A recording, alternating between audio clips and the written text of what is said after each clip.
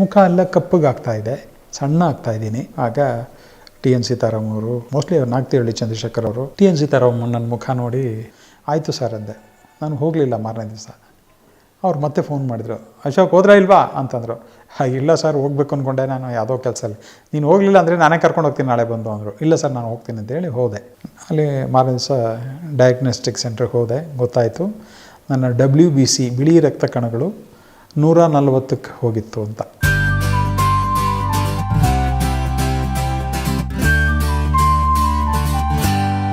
ಪಾಲುಣಿತವ್ರಲ್ಲಿ ಇವಾಗಲೂ ನೆನಪಿದೆ ನನಗೆ. ಇಲೆ ತಂಬೆಲೆರೆ ಎಲೆ ಹೊಂಬಿಸೆಲೆ, ಅದು ಎಂಥ ಅದ್ಭುತ ಸಾಂಗ್ ಅಂತಂದರೆ ಹಂಸಲೇಖ ಅವರು ಆ ಪದಗಳು ಹಾಕಿರೋ ಲೈನ್ಸೇನೇ ಒಂಥರ ವಿಶೇಷವಾಗಿ ಫಸ್ಟ್ ಟೈಮ್ ಕಿವಿಗಳು ಬಿದ್ದಂಥ ಲಿರಿಕ್ಸ್ಗಳವೆಲ್ಲ ನಮಗೆ. ಆಗ ನಮ್ಗೆ ಖುಷಿಯಾಗಿತ್ತು. ಸೊ ಡೈರೆಕ್ಟರ್ ಕೇಳಿದರು ನನ್ನ ಎಲ್ಲಿ ಮಾಡೋಣ ಇದನ್ನು ಶೂಟಿಂಗ್ ಅಂತ. ಅಂದರೆ ಎಲ್ಲಿ ಬೇಕಾದ್ರೂ ಮಾಡ್ಬೋದು ಸರ್, ಸಾಂಗೇ ಅಷ್ಟು ಅದ್ಭುತವಾಗಿದೆ, ನಾವು ಇಂಥ ಜಾಗದಲ್ಲೇ ಮಾಡಬೇಕು ಅಂತೇನಿಲ್ಲ, ಅಷ್ಟು ಬ್ಯೂಟಿಫುಲ್ ಆಗಿದೆ ಅಂತಂದೆ. ಆವಾಗ ನಾನು ಅವಾಗ ತುಂಬ ಬೇಗನೆ ರಿಲೀಸ್ ಮಾಡಬೇಕು, ತುಂಬ ಒತ್ತಡ ಇತ್ತು ಅವ್ರಿಗೆ. ಆವಾಗ ಇಲ್ಲೇ ನಂದಿ ಹಿಲ್ಸಲ್ಲೇ ಮಾಡಬೇಡ ಅಂತಂದೆ. ಹೀರೋಗೆ ಇಷ್ಟ ಆಗಲಿಲ್ಲ. ನಂದಿ ಹಿಲ್ಸಲ್ಲಿ ಇವನ್ನೆಲ್ಲೋ ನಾವು ತೊಗೊಂಬಂದು ಇಲ್ಲಿ ಸುತ್ತಿಸ್ಬಿಟ್ಟು ಮನೆಗೆ ಕರ್ಕೊಂಡು ಹೋಗ್ತಾನೆ ಇವನು, ಎಲ್ಲೋ ಹೋಗೋಣ, ಊಟಿಗೆ ಹೋಗಿ ಇನ್ನೊಂದು ದಿವಸ ಎಲ್ಲೋ ಬೇರೆ ಎಲ್ಲೋ ಹೋಗೋಣ ಅನ್ನೋದು ಅವರ ಅನಿಸಿಕೆ ಆಗಿತ್ತು. ಸೊ ಹಂಗಂದು ಕೂಡಲೇ ನನ್ನ ಮೇಲೆ ಬೇಜಾರು ಮಾಡ್ಕೊಂಬಿಟ್ರು ಅವರು. ಇವನು ಕಲ್ಲಾಗ್ತಾನಲ್ಲ, ನಾವೆಲ್ಲೋ ಹೊರಗಡೆ ಹೋಗಬೇಕು ಅಂತಂದರೆ ಇವನು ಇಲ್ಲೇ ಎಲ್ಲೋ ನಂದಿ ಹಿಲ್ಸಲ್ಲಿ ಬರಡು ಭೂಮಿಯಲ್ಲಿ ಹೋಗಿ ಶೂಟ್ ಮಾಡಬೇಕಲ್ಲ ಅನ್ನೋ ಥರ ಹೇಳಿದ್ರು. ನಾನಿಲ್ಲ ಸರ್, ಇಲ್ಲಿ ನಂದಿ ಹಿಲ್ಸಲ್ಲಿ ಡಿಸೆಂಬರು ಊಟಿ ಥರ ನಾನು ಶೂಟ್ ಮಾಡ್ಕೊಡ್ತೀನಿ, ನಿಮ್ಗೆ ಯಾಕೆ ನಾನು ಬನ್ನಿ, ನಾನು ಮಾಡ್ದೆ ಅದ್ಭುತವಾಗಿ ಮಾಡ್ತೀನಿ ಅಂತ ಹೇಳಿದೆ. ಆಗ ಲಕ್ಕಿಲಿ ನಂದಿ ಹಿಲ್ಸಲ್ಲಿ ಮಿಸ್ಟ್, ಫಾಗ್, ಆಮೇಲೆ ಟಾಪ್ ಹೋಗಿದ ತಕ್ಷಣ ಬೆಳಗ್ಗೆ 9 ಗಂಟೆ 10 ಗಂಟೆವರೆಗೂ ನೀವು ಸನ್ಲೈಟ್ ನೋಡೋಕ್ಕಾಗಲ್ಲ, ಅಷ್ಟು ಮೋಡ ನಿಮ್ಮ ಕೈಗೆ ಸಿಗುತ್ತೆ. ನಿಮ್ಮ ಬೆಟ್ಟದ ತುದಿ ನಿಂತ್ಕೊಂಡ್ರೆ ಮೇಲಿರೋ ಒಂದು ಲೇಯರ್ ಮೋಡ ಕಾಣುತ್ತೆ. ಆ ಥರದ್ದೊಂದು ಅದ್ಭುತ ಲೊಕೇಶನ್ನು. ಸೊ ನನಗೆ ಗೊತ್ತಿತ್ತು ಅದು ಆ ಥರ ಬ್ಯೂಟಿಫುಲ್ ಆಗಿರುತ್ತೆ. ಕಾರಣ ಏನಂದರೆ ಡಿಸೆಂಬರಲ್ಲಿ ನಾವು ಶೂಟ್ ಮಾಡ್ತೀವಿ. ನನಗೆ ಗೊತ್ತಿತ್ತು ಡಿಸೆಂಬರಲ್ಲಿ ಚಳಿ ತುಂಬ ಚೆನ್ನಾಗಿರುತ್ತೆ ಅಂತ. ಇನ್ಫ್ಯಾಕ್ಟ್ ಬ್ಲೆಸ್ಸಿಂಗ್ ಇನ್ ಡಿಸ್ಗೈಸ್ ನಮಗೆ ಇವಾಗಲೂ ಆ ಸಾಂಗ್ ನೋಡಿದರೆ ನಿಮಗೆ ಎಲ್ಲಿ ಮಾಡಿದ್ರಿ ಇದು, ಏನು ಮಾಡಿದ್ರಿ, ಫಂಟಾಸ್ಟಿಕ್ ಆಗಿದೆ ಹಂಗೆ ಅಂತೆಲ್ಲ ಹೋಗಿದ ಮೇಲೆ ಎಲ್ಲ ಸುಮ್ಮನೆ ಆದರು. ಅಂದರೆ ಅದನ್ನು ಕಾನ್ಫಿಡೆನ್ಸ್ ಇರಲಿಲ್ಲ. ನಾವು ಹೇಳ್ತೀವಿ ಯಾವನೋ ಚಿಕ್ಕ ಹುಡುಗ ಹೇಳ್ತಾನೆ ಅಂತ ಅವ್ರು ಅನ್ಕೋತಾರೆ. ಫಿನಿಷ್ ಆದಮೇಲೆ ಔಟ್ಪುಟ್ ನೋಡಿದ ಮೇಲೆ wow this looks very different ಅಂತ. ಅಂದರೆ ನಾವು ಒಂದು ಕೆಂಗೇರಿನೂ ಒಂದು ನಯಾಗ್ರಾ ಫಾಲ್ಸ್ ಥರ ಶೂಟ್ ಮಾಡ್ಬೋದು. ನಾವು ಯೋಚನೆ ಮಾಡೋ, ನಾವು ವಿಷುವಲ್ ಇಡುವ ರೀತಿಲಿದೆ, ಯಾವ ರೀತಿಲಿ ಮಾಡಬೇಕು ಅನ್ನೋದನ್ನು. ಸೊ ಈ ಲೆನ್ಸ್ ಏನೆಲ್ಲ ಮಾಡ್ಬೋದು ಅನ್ನೋದನ್ನು ಒಬ್ಬ camera cinematographer, director of photography ಆತನಿಗೆ ಗೊತ್ತಿರುತ್ತೆ. ಮೆಲ್ಟ್ ಮಾಡಿದರೆ ಇದು ಬೇರೆ ಯಾವುದೋ ಲೊಕೇಶನ್, ಅದನ್ನು ಆ್ಯಕ್ಚುಲಾಗಿ ಹಂಗೆ ವೈಡಾಗೆ ಎಲ್ಲ ಫೋಕಸ್ ಇಟ್ಟರೆ ಇಂಥ ಲೊಕೇಶನ್ ಅಂತ ಹೇಳಿದೆ. ಮಿಸ್ಟ್ ಫಾಗ್ ಆಲ್ರೆಡಿ ಇದ್ದರೆ ನಮ್ಗೆ ಅದೊಂದು ಲೇಯರ್, ಅದೊಂದು ಸೆಟ್ ಥರ ನಾವು ವರ್ಕ್ ಆಗ್ತಿರುತ್ತಲ್ಲ. So I knew that it is going to happen ಅಂತ. ಒಂದು ದಿವಸ ಇನ್ನೊಂದು ಆಗೋಯ್ತು. ನನ್ನ ವರ್ಕ್ ಕಾನ್ಫಿಡೆನ್ಸ್ ಎಲ್ಲ ನೋಡಿ ಒಂದು ಫೈಟ್ ನಡೆಯುತ್ತೆ, ತೋಟದ ಮನೆಯಲ್ಲಿ ಫೈಟ್ ನಡೆಯುತ್ತೆ. ಆ ಫೈಟಲ್ಲಿ ವಿಷ್ಣುವರ್ಧನ್ ಅವ್ರನ್ನ ಜೊತೆ ಫೈಟ್ ಮಾಡ್ತಿರ್ತಾರೆ. ಹೆಂಡ್ತಿ ಪ್ರೆಗ್ನೆಂಟ್ ಆಗಿರ್ತಾಳೆ, ಅವಳು ಒಂದು ಕಡೆ ನೀರಲ್ಲಿ ಮಳೆಯಲ್ಲಿ ಬಿದ್ದಿರ್ತಾಳೆ. ಅದು ಆ ಶಾಟು ಒಂದು 2-3 ಸೀಕ್ವೆನ್ಸು ಸ್ವಲ್ಪ ರೋಚಕವಾಗಿತ್ತು. ಡೈರೆಕ್ಟ್ರ್ ಅಶೋಕ್ ನೀನು ಡೈರೆಕ್ಟ್ ಮಾಡೋನ್ಬಿಟ್ರು. ಅಲ್ಲಿರೋರೆಲ್ಲ ಶಾಕಲ್ಲಿ ನೋಡಿದ್ರು, ಏನು ಕ್ಯಾಮ್ರಾಮನ್ DOPಗೆ ಡೈರೆಕ್ಟ್ ಮಾಡೋಕ್ಕೆ ಹೇಳ್ತಾರಲ್ಲ ಇವರು ಅಂತ. ನನಗೆ ಏನಪ್ಪ ಅದು 2ನೇ 3ನೇ ಸಿನಿಮಾಗೆ ಬಂದು ಒಬ್ಬ DOPಗೆ ಒಬ್ಬ ಕ್ಯಾಮ್ರಾಮನಿಗೆ ಡೈರೆಕ್ಟ್ ಮಾಡೋಕ್ಕೆ ಹೇಳ್ತಿದ್ದಾರಲ್ಲ ಇವರು ಅನ್ನೋದು ಅದು ಒಂದು ಕಡೆ. ಹಂಗೂ ವಿಷ್ಣುವರ್ಧನ್ ಅವರಿಗೆ ಇಷ್ಟ ಆಯಿತೋ ಇಲ್ಲೋ ಗೊತ್ತಿಲ್ಲ ನನಗೆ. But I think he didn't feel comfortable me directing that particular scene. ಆಗ ಆಕೆ ಮುಂದೆ ಬರ್ತಾಳೆ, ಯಾರೋ ಒದ್ದು ಬಿಡ್ತಾರೆ, ಆಕೆಗೆ ಹೊಟ್ಟೆಗೆ ಏಟ್ ಬೀಳುತ್ತೆ, ಮುಂದೆ ಫೋರ್ಗ್ರೌಂಡಿಗೆ ಬರ್ತಾಳೆ, ಹಿಂದೆ ವಿಷ್ಣುವರ್ಧನ್ ಅವರು ಫೈಟ್ ಮಾಡ್ತಿರ್ತಾರೆ. ಆವಾಗ ನಾನು ಫೋರ್ಗ್ರೌಂಡಲ್ಲಿ ಕ್ಯಾಮ್ರಾನ ಇಟ್ಕೊಂಡು ಆಕೆಗೆ ಇನ್ಸ್ಟ್ರಕ್ಷನ್ ಕೊಡ್ತೀನಿ.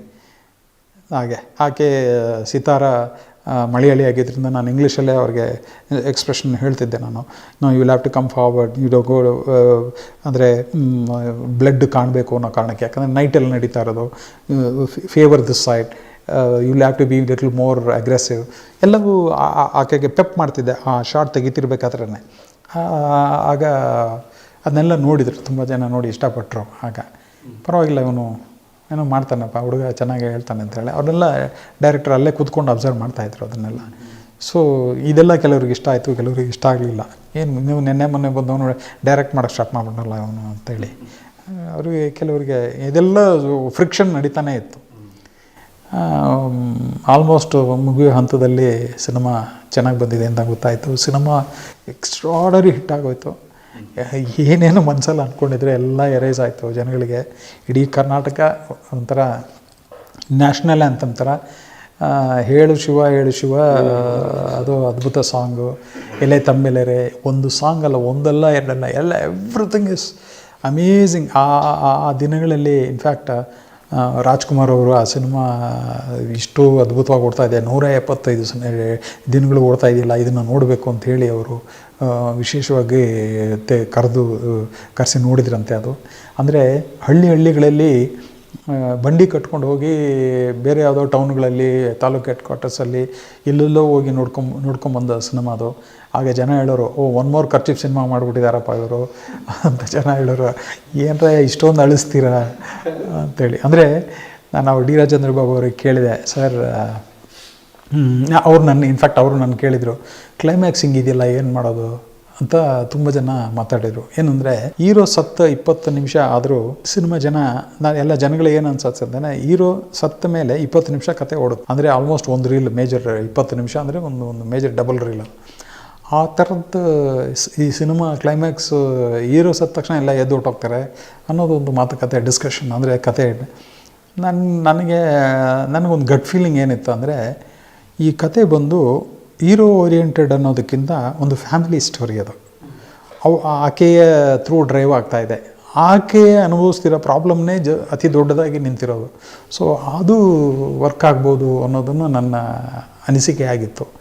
ಬಟ್ ಹೇಳೋಕ್ಕಾಗಲ್ವಲ್ಲ, ನಾವು ಯಾರು ಏನು ಒಂದು ಸಿನಿಮಾ ಸಕ್ಸಸ್ಗೆ ಇದೇ ರೀತಿ ಆಗುತ್ತೆ ಅಂತ ಹೇಳೋಕ್ಕಾಗಲ್ಲ. ಒಂದು ಪಾಸಿಟಿವ್ ಆಗಿ ಯೋಚನೆ ಮಾಡಿದ್ದೆ. ಅದಾದಮೇಲೆ ಇಲ್ಲ, ಡೈರೆಕ್ಟರು ತುಂಬ ಕಾನ್ಫಿಡೆಂಟಾಗಿ ಹೇಳಿದರು, ಇಲ್ಲ ಹೀರೋ ಸತ್ತು 20 ನಿಮಿಷ ಆದ್ರೂ ಈ ಸಿನಿಮಾ ಜನ ನೋಡ್ತಾರೆ, ಯಾಕಂದರೆ ಅಷ್ಟು ಸ್ಟ್ರಾಂಗ್ ಆಗಿದೆ ಸ್ಟೋರಿ, ಕ್ಲೈಮ್ಯಾಕ್ಸ್ ಅಷ್ಟು ಸ್ಟ್ರಾಂಗ್ ಆಗಿದೆ ಅಂತ ಅಂದರು. ನಾನು ಏನು ಸರ್ ಅದು ಕ್ಲೈಮ್ಯಾಕ್ಸ್ ಹೇಳಿ ಅಂತ ನನಗೆ ಕೊನೆಯಲ್ಲಿ ಹೇಳಿದರು.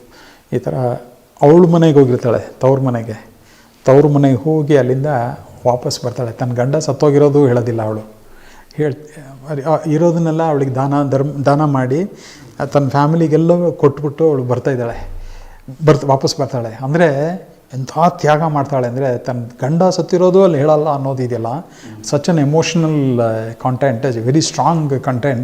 ಜನ ಎಲ್ಲ ಒಂಥರ ಆ ಡಿಸಿಷನ್ನೇ ಅದ್ಭುತ ಅನ್ನೋ ಥರ ನೋಡಿ, ಈಗಲೂ ನನಗೆ ಗೂಸ್ ಬಂಪ್ಸ್.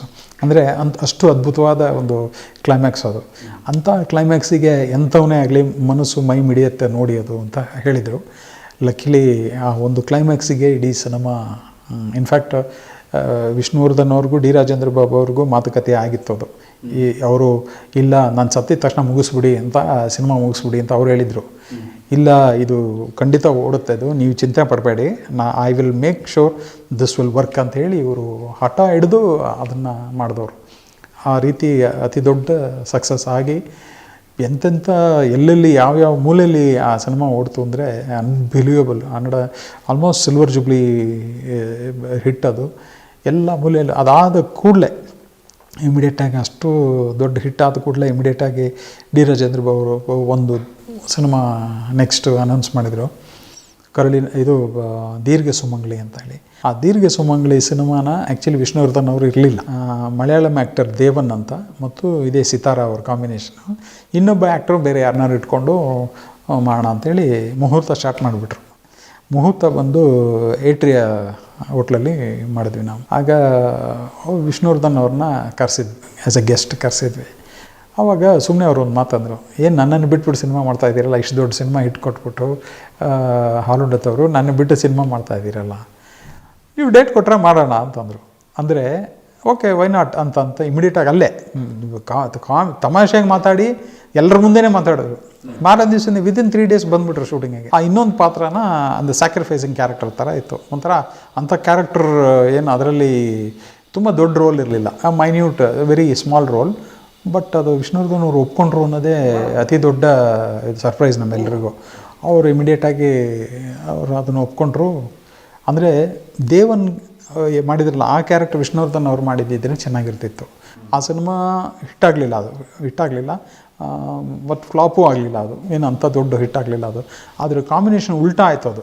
ಲಾಸ್ಟ್ ಮಿನಿಟಲ್ಲಿ ವಿಷ್ಣುವರ್ಧನ್ ಅವರು ಬಂದ ಕೂಡಲೇ ಅದೇನಾಯಿತು, ಅವ್ರಿಗೆ ಅತಿ ಸಣ್ಣ ಪಾತ್ರ ಸಿಕ್ತು, ಇವರಿಗೆ ಈ ಪಾತ್ರ ಹೇಳಿಬಿಟ್ಟಿದ್ರಲ್ಲ. ಸೊ ಅದೊಂದು ಎಡವಟ್ಟಾಯಿತು ಅವರು ಡಿ ರಾಜೇಂದ್ರ ಬಾಬು ಅವ್ರು ಮಾಡಿದ್ದು. ಅದನ್ನೇನು ಅವ್ರು ಉಲ್ಟಾ ಮಾಡಿದ್ದಿದ್ದರೆ ತುಂಬ ಚೆನ್ನಾಗಿ ವರ್ಕ್ ಆಗಿರೋದು. That is one of the very neat, in fact ಅದು neat film, very very neat film. ತುಂಬ ಕೇರ್ ತೊಗೊಂಡು ವರ್ಕ್ ಮಾಡಿದ ಸಿನಿಮಾ ಅವರು D Rajendra Babu. Highly emotional, ಒಂದು ತಮಿಳು ಸಿನಿಮಾ, ಆ ಕಾಲದ ಆಲಯ ಮಣಿ ಅಂತ ಹೇಳ್ತಾರಲ್ಲ ಆ ಥರದ್ದು, ಆ ಸಿನಿಮಾ ರೇಂಜಿಗೆ ಒಂದು ಈ ಥರದ್ದು ಇಲ್ಲೊಂದು ಸಿನಿಮಾ ಮಾಡೋಕ್ಕೆ ಹೊರಟಿದ್ರು. But somehow didn't work, ಅದೊಂದು ಫ್ಲಾಪ್ ಆಯಿತು. ಅದಾದ ಮೇಲೆ I think he started working for others. ಇದೆಲ್ಲ ಅವರೇ ಪ್ರೊಡ್ಯೂಸ್ ಮಾಡಿದ್ದು ಸಿನಿಮಾಗಳ, ಡಿ ರಾಜೇಂದ್ರ ಬಾಬು ಅವರೇ ಪ್ರೊಡ್ಯೂಸ್ ಮಾಡಿದ ಸಿನಿಮಾಗಳು. ಅದಾದಮೇಲೆ ಈ ಸ್ಟಾರ್ಟೆಡ್ ವರ್ಕಿಂಗ್ ಫಾರ್ ಔಟ್ಸೈಡರ್ಸ್. ನಾನು ಅದಾದಮೇಲೆ ಕುರುಬನ ರಾಣಿ ವರ್ಕ್ ಮಾಡಿದೆ ಡಿ ರಾಜೇಂದ್ರ ಬಾಬು ಅವರ ಕಾಂಬಿನೇಷನಲ್ಲಿ. Kurubana Rani that was one full fun filled cinema. ನನಗೆ ಆ ಸಿನಿಮಾ ಪ್ರತಿ ಸರಿ ನೋಡಿದಾಗಲೂ ದೂರದ ಬೆಟ್ಟ, ರಾಜ್ಕುಮಾರ್ ಅವರ ದೂರದ ಬೆಟ್ಟ ಸಿನಿಮಾದ ಛಾಯೆನೇ ಸಿಕ್ಕತ್ತೆ. ಕಾರಣ ಏನಂತಂದರೆ ಅದರಲ್ಲಿ ಅಷ್ಟು ಮುಗ್ಧತೆ. ರಾಜ್ಕುಮಾರ್ ಅವರು ಮನೆಗೆ ಬಂದು ಅಳ್ತಾರೆ, ನನಗೆ ಸಿಟಿಗೆ ಹೋಗಲ್ಲ, ನಾನು ಬಿಟ್ಬಿಡಿ ಅಂತ ನಮ್ಗಳು ಬರುತ್ತೆ. ಅಂದರೆ ಅಷ್ಟು ಅದ್ಭುತವಾದ, ನಾನು ಸಣ್ಣ ವಯಸ್ಸಲ್ಲಿ ನೋಡಿದ್ದ ಸಿನಿಮಾ ಅದು. ಆ ಥರದ್ದು ಒಂದು ಪಾತ್ರನ ಶಿವಣ್ಣ ಅವರು ಮಾಡ್ತಿದ್ದಾರೆ ಕುರುಬನ ರಾಣಿ ಅನ್ನೋ ಟೈಟಲ್ನಲ್ಲಿ. ಮತ್ತು ನಗ್ಮ, ಆಗ ಫಸ್ಟ್ ನಗ್ಮ, ಅದೊಂದು ವಿಶೇಷವಾದ ಸಿನಿಮಾ ನನಗೆ. ಕಾರಣ ಯಾಕೆ ಅಂತಂದರೆ ಶಿವಣ್ಣ ಒಂದು ಕಲರು, ನಗ್ಮ ಒಂದು ಕಲರು, ಈ ಎರಡು ಎಕ್ಸ್ಟ್ರೀಮ್ ಬಂದು ನನಗೆ ಒಂದು ಯೂನಿವರ್ಸಿಟಿಗೆ ಹೋಗಿ ಬರಬೇಕಾಗಿತ್ತು ನಾನು ಫ್ರೆಶ್ ಆಗಿ ಲೈಟಿಂಗ್ ಮಾಡೋದಕ್ಕೆ. ಕಾರಣ ಏನು ಅಂತಂದರೆ ಹಳ್ಳಿ ಮುಗ್ಧ, ಇದನ್ನು ಮೇಕಪ್ ಮಾಡಿಸಿದ್ರೆ ಕೆಟ್ಟದಾಗಿರುತ್ತೆ. ಆಕೆ ಕಡಿಮೆ ಮಾಡ್ಸೋಕ್ಕಾಗಲ್ಲ, ಆಕೆ ರಾಣಿನೇ, ಹಂಗೆ ಇರಬೇಕು ಅವಳು. ಸೊ ಆ ಎರಡು ಎಕ್ಸ್ಟ್ರೀಮ್ ಟೈಟ್ಲೇ ಹಂಗಿದೆ ಅದು, ಕುರುಬನ ರಾಣಿ. ಅದು ನನಗದೊಂದು ವಿಶೇಷವಾದ ಎಕ್ಸ್ಪೀಷನ್. ಅಂದರೆ ಒಂದು ಸಣ್ಣ ಎಕ್ಸಾಂಪಲ್ ಹೇಳ್ತೀನಿ. ಆ ಸಿನಿಮಾನಲ್ಲಿ ಒಂದು ಸಾಂಗ್ ಮಾಡಬೇಕಾದ್ರೆ, ಫಸ್ಟೇ ಸಾಂಗ್ ಏನೋ ಮಾಡಿದ್ವಿ ಅಂತ ಕಾಣುತ್ತೆ. ಆವಾಗ ನಗ್ಮ ಅವರಿಗೆ ಒಂದು ಶಾರ್ಟ್, ಅವ್ರಿಗೆ ಫೇಸಿಂಗ್ ಕ್ಯಾಮ್ರಾ ಇಟ್ಟಿದ್ದೆ. ರೆಡಿ ಅಂತ ಡೈರೆಕ್ಟರ್ ರೆಡಿ ಅಂದರೆ ನಾನು ರೆಡಿ ಸರ್ ಅಂದೆ. ಲೈಟನ್ನೆಲ್ಲ ಹುಡುಕ್ತಾ ಇದ್ದಾರೆ, ಎಲ್ಲೂ ಲೈಟ್ ಇರಲಿಲ್ಲ ಆಕೆಗೆ. ಆ ಕಡೆಯಿಂದ ಉಲ್ಟಾ ಬ್ಯಾಕ್ ಲೈಟ್ ಇತ್ತು ಆಕೆಗೆ. ಎಲ್ಲಿ ಲೈಟ್ ಇಲ್ಲ ಅಂದರೆ ವೇರ್ಸ್ ಲೈಟ್ ಅಂತಂದು. ಲೈಟ್ ಬರುತ್ತಮ್ಮ, ಡೋಂಟ್ ವರಿ ಅಂತಂದೆ. ಶಿವಣ್ಣ ಆನ್ ಶಾಟ್, ಆಕೆ ನಿಂತ್ಕೊಂಡು, ಆಕೆ ಅಲ್ಲಿ ನಿಂತಿರ್ತಾರೆ, ಕ್ಯಾಮ್ರಾ ಹೇಗಿರುತ್ತೆ, ಶಿವಣ್ಣ ಬಂದು ಸಜೆಷನ್ಗೆ ಬಂದು ಜಾಯ್ನ್ ಆಗ್ತಾರೆ. ಆ್ಯಕ್ಚುಲಿ ಅದು ಶಿವಣ್ಣ ಅವ್ರಿಗೆ ಲೈಟಿಂಗ್ ಮಾಡಿದ್ದು, ಆಕೆಗೆ ಲೈಟಿಂಗ್ ಮಾಡಿರಲಿಲ್ಲ ನಾನು. ಸೊ ಆಕೆ, ನಾನು ನನ್ನ ಅಸಿಸ್ಟೆಂಟ್ಗೆ ಹೇಳಿದ್ದೆ, ಶಿವಣ್ಣ ಅವ್ರು ಬರ್ತಿದ್ದಂಗೆ ಆ ಥರ್ಮೋಕೋಲ್ ಹತ್ರ ತೊಗೊಂಡೋಗು, ಆ ಶಿವಣ್ಣ ಅವ್ರ ಬಾಡಿ ಮೇಲೆ ಬಿದ್ದ ಲೈಟ್ ಅವಳಿಗೆ ಬೀಳುತ್ತೆ, ಆಕೆಗೆ ಬೀಳುತ್ತೆ, ಅದೇ ಆಕೆಗೆ ಎಕ್ಸ್ಪೋಜರು. ಯಾಕಂದರೆ ಅಷ್ಟು ಫೇರ್ ಆಗಿದ್ದರು ಆಯಮ್ಮ. ಸೊ ಹುಡುಕ್ತಾ ಇದ್ದಾರೆ ಲೈಟ್, ಎಲ್ಲಿ ಲೈಟ್ ಕಾಣ್ತಿಲ್ಲ ಅಂತೇಳಿ. So that was a technique. ಆವಾಗ ಅವರು ತಮಾಷೆ ಮಾಡಿ ನಾನು ಕೇಳಿದ್ರು, ಏನು ನೀವು ಶಿವಣ್ಣನಿಗೆ ಮಾತ್ರ ನೀವು ಲೈಟಿಂಗ್ ಮಾಡ್ತೀರಾ, ನನಗೆ ಲೈಟಿಂಗ್ ಮಾಡೋದಿಲ್ಲ ನಿಮಗೆ ಅಂತ. ಅವರಿಗೆ ಟೆಕ್ನಿಕಲಾಗಿ ಹೇಳೋಕ್ಕೆ ನನಗೆ ಒಂಥರ ಸಂಬಡಿಗೆ ಮೈಟ್ ಗೆಟ್ ಒಫೆಂಡೆಡ್. ನಾವು ಹೇಳೋಕ್ಕಾಗಲ್ಲ, ಒಬ್ಬರು ಯಾವ ಕಾರಣದಿಂದ ಏನು ಅನ್ನೋದು ನಮಗೆ ಹೇಳೋದಕ್ಕೆ ಕಷ್ಟ ಆಗ್ತದೆ. ಆಮೇಲೆ ಸ್ವಲ್ಪ ಟೆಕ್ನಿಕಲಾಗಿ ಹೇಳಬೇಕಾಗತ್ತೆ. ಇಲ್ಲ, ನಿಮ್ಮ ಸ್ಕಿನ್ನಿಗೆ ಲೈಟ್ ಹಾಕಿದರೆ ಅವ್ರಿಗೆ ಜಾಸ್ತಿ ಆಗುತ್ತೆ, ಉಲ್ಟಾ ಆಗುತ್ತೆ. ಒಂದು ವೇಳೆ ನೀವು ಶಿವಣ್ಣನಿಗೆ ಲೈಟಿಂಗ್ ಹಾಕಿದ್ರೆ ನಿಮಗೆ ಜಾಸ್ತಿ ಆಗುತ್ತೆ, ನಿಮಗೆ ಲೈಟಿಂಗ್ ಮಾಡಿದರೆ ಶಿವಣ್ಣನ ಕಡಿಮೆ ಆಗಿಬಿಡುತ್ತೆ, ಡೀಪ್ ಆಗಿಬಿಡುತ್ತೆ. ಸೊ ಇದನ್ನು ಬ್ಯಾಲೆನ್ಸ್ ಮಾಡಿ ಲೈಟಿಂಗ್ ಮಾಡೋದಿದೆಯಲ್ಲ, ಒಂಥರ ತೂಕ ಮಾಡಿ ಹಾಕಿದಂಗೆ ನಿಮಗೆ ಸಪ್ರೇಟಾಗಿ ಮಾಡಬೇಕು, ಅವ್ರಿಗೆ ಸಪ್ರೇಟಾಗಿ ಮಾಡಬೇಕು. ಬಟ್ ಜನ್ರಲಾಗಿ ಮಾಡಬೇಕಾದ್ರೆ I will get into problem. ಇದು ನನಗಿದ್ದ ಏನಂತೀರಿ ಟಾಸ್ಕ್.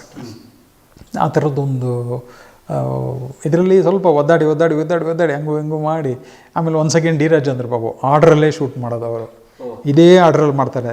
ಸೊ ಎಲ್ಲೆಲ್ಲ ಹಾಕಿದ್ದೆಲ್ಲ ಲೈಟಿಂಗ್ ಎಲ್ಲ ನೆನಪು ಮಾಡಿಕೊಂಡು ಅದೇ ಆ್ಯಂಗಲ್ಗೆ ಹೋಗಿ ಅದೇ ಥರ ಮಾಡಿ ನೆನ್ಪಿಟ್ಕೊಳ್ಳೋದಕ್ಕೆ, ಲೈಟಿಂಗ್ ನೆನ್ಪಿಟ್ಕೊಳ್ಳೋದಕ್ಕೆ ತುಂಬ ಕಷ್ಟ ಆಗುತ್ತೆ. ಯಾವ ಆ್ಯಂಗಲಿಂದ ಬಂದಿತ್ತು ಇವ್ರಿಗೆ ಲೈಟು, ಯಾಕಂದರೆ ಕನ್ಸಿಸ್ಟೆನ್ಸಿ ಬೇಕು, ಮನ್ಸಲ್ಲಿ ಕನ್ಸಿಸ್ಟೆನ್ಸಿ ಇದೆ. ಬಟ್ ಡೈರೆಕ್ಟರ್ಗಳು ಬಿಡ್ತಿರ್ಲಿಲ್ಲ ಕನ್ಸಿಸ್ಟೆನ್ಸಿ ಇಡೋದಕ್ಕೆ. ಕಾರಣ ಏನು ಅಂತಂದರೆ ಅವರು ಆರ್ಡ್ರಲ್ಲಿ ಶೂಟ್ ಮಾಡೋದು, ಅವ್ರ ಪ್ಯಾಟ್ರನ್ ಅದು. ಆ ಪ್ಯಾಟ್ರನ್ ನಾವು ಶೂಟ್ ಮಾಡ್ಕೊಳ್ಳೋ ನಮ್ಮ ಹೊಂದಾಣಿಕೆ ಅವ್ರ ಜೊತೆ ಹೋಗಬೇಕು. ಸೊ ಆ ರೀತಿಯಲ್ಲಿ it was a tough thing, but at the same time is very thrilling. ಇವತ್ತಿಗೂ ಸಾಂಗ್ಸ್ ಎಲ್ಲ ನೋಡ್ಬೇಕಾದ್ರೆ ತುಂಬ ಖುಷಿ ಆಗುತ್ತೆ ಟಿ ವಿನಲ್ಲಿ. ಒಂಥರ ಅದ್ಭುತ, ವಾರೆ ವಾರೆ ಆ ಸಾಂಗ್ ಅವೆಲ್ಲ ನೋಡಿದಾಗ ಹೌದು ಬೇಕು ಅಂತ ಮಾಡಿದ್ದೆ, ಗ್ಲೋ ಮಾಡಿದ್ದೆ. ಅದೊಂದು ಪಾರ್ಟಿಯಲ್ಲಿ ನಡೆಯೋ ಸಾಂಗ್ ಅನ್ನೋದಕ್ಕಾಗಿ ಸ್ವಲ್ಪ ಎಕ್ಸಾಜಿರೇಟ್ ಮಾಡಿದ್ದೆ. ಅದು ಸ್ವಲ್ಪ ಎಲ್ಲವೂ ಒಂಥರ ಲಾರ್ಜರ್ ದೆನ್ ಲೈಫ್. ಆಮೇಲೆ ಇಟ್ ಈಸ್ ಒಂದು ಫೇರಿ ಟೈಲ್ ಲ್ಯಾಂಡಲ್ಲಿ ನಡೆಯುತ್ತೆ ಅನ್ನೋ ಥರ ಒಂಥರ ಮಾಡಿದ್ದೆ ಲೈಟಿಂಗ್. ಅದು ಅಂದರೆ ಲಾರ್ಜರ್ ದೆನ್ ಲೈಫ್, ಎಲ್ಲವೂ ಸ್ವಲ್ಪ ಪಾಶ್ ಆಗಿದೆ, ಕಲರ್ಫುಲ್ ಆಗಿದೆ, ಒಂಥರ ಬೇರೆ ಈತನ ಪಾಯಿಂಟ್ ಆಫ್ ವ್ಯೂನಲ್ಲಿ ಎಲ್ಲವೂ ಕಲರ್ಫುಲ್ ಆಗಿದೆ, ಎಲ್ಲವೂ ಬೇರೆ ಇದೆ ಅನ್ನೋದನ್ನು ಮಾಡೋಕ್ಕೆ ಕೊಟ್ಟಿದ್ದೆ ಅದನ್ನು. But anyhow it is once again learning experience. Rockline Venkatesh ಅವ್ರ ಪ್ರೊಡ್ಯೂಸರು, ಎಸ್ ನನ್ನ ಕ್ಲಾಸ್ಮೇಟು, ಮತ್ತು ಅವ್ರ ಜೊತೆ ವರ್ಕ್ ಮಾಡೋದು ಏನು ಖುಷಿ ಅಂತಂದರೆ ಯಾವುದೇ ಎಕ್ವಿಪ್ಮೆಂಟು ಏನೇ ಬೇಕು ಅಂದರೂ ಯಾವುದೂ ಇಲ್ಲ ಅನ್ನಲ್ಲ. ಅಶೋಕ ಏನು ಬೇಕೋ ತಗೋ, ಅದ್ಭುತವಾಗಿರಬೇಕು, ಬೆಣ್ಣೆ ಥರ ಇರಬೇಕು ಅನ್ನೋರು ಯಾವಾಗಲೂ. ಒಂದೇ ಅಷ್ಟೇ ವೇಸ್ಟ್ ಮಾಡಬೇಡ ಅನ್ನೋರು, ವೇಸ್ಟ್ ಮಾಡಬೇಡ ಅಂದರೆ ವೆಂಕಟೇಶ್ ಅವ್ರಿಗೆ ವೇಸ್ಟ್ ಮಾಡೋದಿದೆಯಲ್ಲ ಅದು ಕ್ರೈಮ್ ಅಂತ. ಯಾವುದೂ ವೇಸ್ಟ್ ಮಾಡಬೇಡಿ, ಏನಕ್ಕೆ ಬೇಕೋ ಅದಕ್ಕೆ ತಗೋ. ನಿಜವಾಗ್ಲೂ ನೀನು ಬೇಕಾ ತಗೋ. ಇವಾಗಲೂ ಅಷ್ಟೇ, ಮೊನ್ನೆ ಸಿನಿಮಾ ಮಾಡೋವಾಗಲೂ ಹಾಲಿವುಡ್ಡಿಂದ ಬೇಕಾ, ಜರ್ಮನಿಂದ ಬೇಕಾ, ಯಾವ ದೇಶದಿಂದ ಬೇಕು, ಏನು ಬೇಕಾದ್ರೂ ತಗೋ, ವೇಸ್ಟ್ ಮಾಡಬೇಡ ಅನ್ನೋರು. ಆ ಲೆವೆಲ್ ನಮ್ಮ ಸಿನಿಮಾ ಹೆಂಗಿರಬೇಕು ಅಂದರೆ ಬೇರೆ ದೇಶಕ್ಕೆ ಹೋದ್ರೂ ಇದು ನಮ್ಮವ್ರು ಮಾಡಿದ ಸಿನಿಮಾ ಇದು ಅನ್ನೋ ರೇಂಜಿಗೆ ಅವರು ನಾವು ಹೆಗ್ಗಳಿಕೆ ಅಂತ ಹೇಳ್ಕೋಬೇಕು. ಅದು ಆ ಲೆವೆಲ್ ನಿನ್ನ ಎಕ್ಸಿಕ್ಯೂಷನ್ ಇರಬೇಕು. ಬಟ್ ಏನೇ ತಗೋ, ಎಲ್ಲ ಮಾಡು, never don't go for compromise and never waste ಅನ್ನೋರು. ಆ ಥರ ಇಟ್ ಮೇಕ್ಸ್ ಸೆನ್ಸ್ ಅವ್ರು ಹೇಳೋದು, ನಿಜ ಕೂಡ ಅಂತ ಅನ್ಸೋದೆ. ವೇಸ್ಟ್ ಮಾಡಿ ಯಾರೂ ತಿನ್ನಂಗಲ್ಲ ದುಡ್ಡು, waste unnecessary waste, to the point ಏನು ಬೇಕೋ ಅದು. So I had a very good freedom and ಅವ್ರ ಜೊತೆ ವರ್ಕ್ ಮಾಡೋದ್ರಲ್ಲಿ ಖುಷಿ ಏನು ಅಂತಂದರೆ, ಒಂದು ನಾವು ಅಂದ್ಕೊಂಡ ಕ್ಯಾನ್ವಾಸು, ಡೈರೆಕ್ಟರ್ ಅಂದ್ಕೊಂಡ ಕ್ಯಾನ್ವಾಸು ಅದ್ಭುತವಾಗಿ ರೀಪ್ರೊಡ್ಯೂಸ್ ಮಾಡ್ಬೋದು ಅನ್ನೋದು ಧೈರ್ಯ ಯಾವಾಗಲೂ ಇದ್ದೇ ಇರುತ್ತೆ ಅವ್ರ ಪ್ರೊಡಕ್ಷನಲ್ಲಿ. ಹಾಂ ಖಂಡಿತ, ಹೌದು. ಇಲ್ಲೇ ತುಂಬ ಅಣ್ಣವ್ರದ್ದು ಆ ಸಿನಿಮಾದಲ್ಲೇ ನಾನು ಅವರು ಹಾಡೋದನ್ನು ನಾನು ನೋಡಬೇಕು ಅನ್ನೋ ಒಂದು ಎಕ್ಸೈಟ್ಮೆಂಟ್ ಇತ್ತು. ಆ ಸಿನಿಮಾದಲ್ಲಿ ಒಂದು ಸಾಂಗ್ ಇತ್ತು, ತಾಳಿ ತಾಳಿ ತಾಳಿ ಅಂಥೇಳಿ ತಾಳಿ ಬಗ್ಗೆ ಹಾಡ್ತಾರೆ ಒಂದು. ಸೊ ನನಗೊಂದು ಒಳ್ಳೆ ನಾನು ವರ್ಕ್ ಮಾಡೋ ಸಿನಿಮಾಗೆ ರಾಜ್ಕುಮಾರ್ ಅವರು ಹಾಡ್ತಿದ್ದಾರಲ್ಲ ಅಂದ್ಬಿಟ್ಟು, ಅವರು ಹಾಡೋ ದಿವಸ ನಾನು ಖಂಡಿತ ಹೋಗಲೇಬೇಕು, ಹೆಂಗಾರು ಮಾಡಿ ನಾನು ಅವರು ಹಾಡೋದನ್ನು ನೋಡಬೇಕು ಅನ್ನೋದು ನನ್ನ ಆಸೆ ಆಗಿತ್ತು.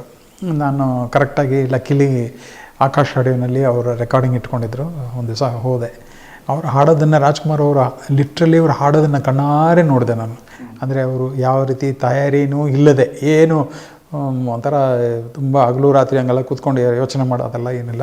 ಒಂದು ಸರಿ ಎಲ್ಲ ಲಿರಿಕ್ಸ್ ನೋಡ್ಕೋತಾರೆ, ಮುಂಗರಿತಾರೆ, ಒಂದು ಪ್ರಿಪ್ರೇಷನ್ ನಡೆಯುತ್ತೆ, ಒಂದು ಮೆಲ್ಲ ಹಾಡ್ಲಾ ಒಂದು ಸರಿ ನೋಡಲಾ ಅಂತಾರೆ, ಓಕೆ ಅಂತಾರೆ, ಚೆನ್ನಾಗಿದೆ ಅಂದಮೇಲೆ ಒಂದು ಗಟ್ಟಿಯಾಗಿ ಆ ವಾಯ್ಸನ್ನು ಒಂದು ರಿದಮ್ ತರ್ತಾರೆ.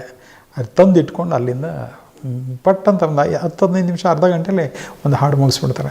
ಅದನ್ನು ಕಣ್ಣಾರೆ ನಾನು ನೋಡಿದೆ. ಯೂಶ್ವಲಿ ಜನಗಳು ಹೇಳಿದ್ದನ್ನು ಕೇಳಿದ್ದೆ. ಆ ಸಿನಿಮಾನಲ್ಲಿ ನಾನು ಅವ್ರ ಕಣ್ಣಾರೆ ಅವರು ಹಾಡೋದನ್ನು ನೋಡಿದೆ. ನಾನು I had A great opportunity. ಅವ್ರ ಜೊತೆ ಕೂತ್ಕೊಂಡು ಶಿವಣ್ಣ ಅವ್ರ ಮನೇಲಿ ಊಟ ಮಾಡಿದ ಯೋಗ ಇದೆ ನನಗೆ. ಸಿನಿಮಾ ಮುಗಿದ ಮೇಲೆ I couldn't get an opportunity to meet him. ತುಂಬಾ ಖುಷಿಯಾಗಿತ್ತು. I always use to admire his singing. But ಕಣ್ಣಾರೆ ನೋಡಿದ್ದು ನನಗೆ ಆ ಪ್ರಿಪ್ರೇಷನ್ ಹೆಂಗೆ ಮಾಡ್ಕೋತಾರೆ, ಹೆಂಗೆ ಹಾಡ್ತಾರೆ ಇವರು ಅನ್ನೋದು ನನಗೆ ಅದೊಂದು ವಿಸ್ಮಯವಾಗಿತ್ತು. ಅವ್ರನ್ನ ಕಣ್ಣಾರೆ ನೋಡೋದು. ಲಕ್ಕಿಲಿ ನಾನು ಅದು ನೋಡಿದ್ದ ಭಾಗ್ಯ ನನಗೆ. ಹೌದು. ಅದೇ ಲಾಸ್ಟ್ ಅಂತ ಕಾಣುತ್ತೆ. ಡಿ ರಾಜೇಂದ್ರ ಬಾಬು ಅವರ ಕಾಂಬಿನೇಷನಲ್ಲಿ ನಾನು ವರ್ಕ್ ಮಾಡಿದ್ದು. ಅದಾದಮೇಲೆ ಅದು ಯಾವುದೋ ಕುಚಿಕ್ಕು ಅಂತಲೂ ಯಾವುದೋ ಒಂದು ಸಿನಿಮಾ ಮಾಡಿದರು ಅವರು, ಡಿ ರಾಜೇಂದ್ರ ಬಾಬು ಅವರು. ಅದಕ್ಕೆ ಕರೆದ್ರು ನನಗೆ. ಮತ್ತೊಂದು 2-3 ಸಿನಿಮಾ ಕರೆದ್ರು. ನಾನು ವರ್ಕ್ ಮಾಡೋಕ್ಕಾಗಲಿಲ್ಲ, ಕಾರಣ ನಾನು ಬೇರೆ ಸಿನಿಮಾಗಳಲ್ಲಿ ಬ್ಯುಸಿ ಇದ್ದೆ. ಸೊ ಡೇಟ್ಸು ಮತ್ತು ಅವರು ಪ್ರಿಪ್ರೇಷನ್, ಅವಳು ಹೇಳಿದ ಡೇಟು ಯಾವುದು ಮ್ಯಾಚ್ ಆಗಲಿಲ್ಲ. ಸೊ ವರ್ಕ್ ಮಾಡೋಕ್ಕಾಗಲಿಲ್ಲ. ಅವ್ರ ಜೊತೆ ವರ್ಕ್ ಮಾಡಬೇಕು ಅನ್ನೋ ಆಸೆ ಜಾಸ್ತಿ ಇದ್ರೂ ಬೇರೆ ಸಿನಿಮಾಗಳಲ್ಲಿ ವರ್ಕ್ ಮಾಡುವ ಪ್ರಾಸೆಸ್ಸಲ್ಲಿ ಮತ್ತೆ ವರ್ಕ್ ಮಾಡೋಕ್ಕಾಗಲಿಲ್ಲ. ಕಲಾ ಮಾಧ್ಯಮ ಒಂದು ಸಾಂಸ್ಕೃತಿಕ ಯೂಟ್ಯೂಬ್ ಚಾನಲ್, ದಯವಿಟ್ಟು ಎಲ್ಲರೂ ಸಬ್ಸ್ಕ್ರೈಬ್ ಮಾಡಿ. ಅದರಿಂದ ಖಂಡಿತ ಒಳ್ಳೆಯದಾಗುತ್ತೆ ಅಂತ ನಾನು ಭಾವಿಸ್ತೀನಿ. ಪ್ರೋತ್ಸಾಹಿಸಿ, ಮಿಸ್ ಮಾಡಬೇಡಿ. It's my personal request. ಉಲ್ಟಾ ಪುಲ್ಟಾ ಹೇಗೆ ಸ್ಟಾರ್ಟ್ ಆಯಿತು ಅಂತಂದರೆ NS ಶಂಕರ್ ಸ್ನೇಹಿತರು, ಕಾಶಿ, ನಾಗೇಂದ್ರ ಶಾ, ನಾವೆಲ್ಲ ಡೈಲಿ ರೆಗ್ಯುಲರ್ ಆಗಿ ಮೀಟ್ ಮಾಡ್ತಿದ್ವಿ. ಪ್ರೆಸ್ ಕ್ಲಬ್ಬಲ್ಲಿ ಮೀಟ್ ಮಾಡ್ತಿದ್ವಿ. ಸಂಜೆ 6 ಗಂಟೆ ಆದಮೇಲೆ ಕಲಾಕ್ಷೇತ್ರ ಮೆಟ್ಲ ಮೇಲೆ ಕೂತ್ಕೊಂಡು ಹರಟೆ ಹೊಡ್ಕೊಂಡು ಈ ಥಿಯೇಟ್ರ್ ಫ್ರೆಂಡ್ಸ್ ಜೊತೆ ಕೂತ್ಕೊಂಡು ಮಾತಾಡೋ ರೆಗ್ಯುಲರ್ ಆಗಿ ಅದೊಂದು ಹ್ಯಾಬಿಟ್ ಆಗಿತ್ತು. ಆ ದಿನಗಳಲ್ಲಿ ಡೈಲಿಯಲ್ಲಿ ಡಿಸ್ಕಸ್ ಮಾಡ್ತಿರ್ಬೇಕಾದ್ರೆ ನಾವೆಲ್ಲ ಒಂದು ಸಿನಿಮಾ ಮಾಡಬೇಕು.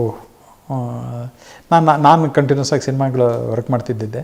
ಕೆಲವು ದಿವಸ ಫ್ರೀ ಇದ್ದಾಗ ಕಲಾಕ್ಷೇತ್ರ ಮೆಟ್ಲಲ್ಲಿ ಕೂತ್ಕೊಂಡು ಕಾರಂತರು ಒಂದು ಅರ್ಧ ಲೋಟ ಕಾಫಿ ಕುಡ್ಕೊಂಡು ಮಾತುಕತೆಗಳು. ಹಾಂ, ಸೊ ಒಂದು ಅರ್ಧ ಒಂದು ಡಿಸ್ಕಷನ್ ನಡೆಯೋದು.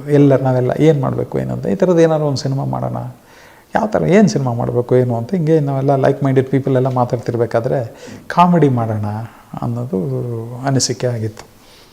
ಕಾಮಿಡಿನ ಏನು ಯಾವ ಥರ ಕಾಮಿಡಿ, ಈಗ ಯಾವ ಥರದ್ದು ಯಾವ್ದಾದ್ರು ಒಂದು ಸಿನಿಮಾದ ರೆಫರೆನ್ಸ್ ಹೇಳಿ ಅಂತ ಹೇಳೋಕ್ಕಾಗಲ್ಲ.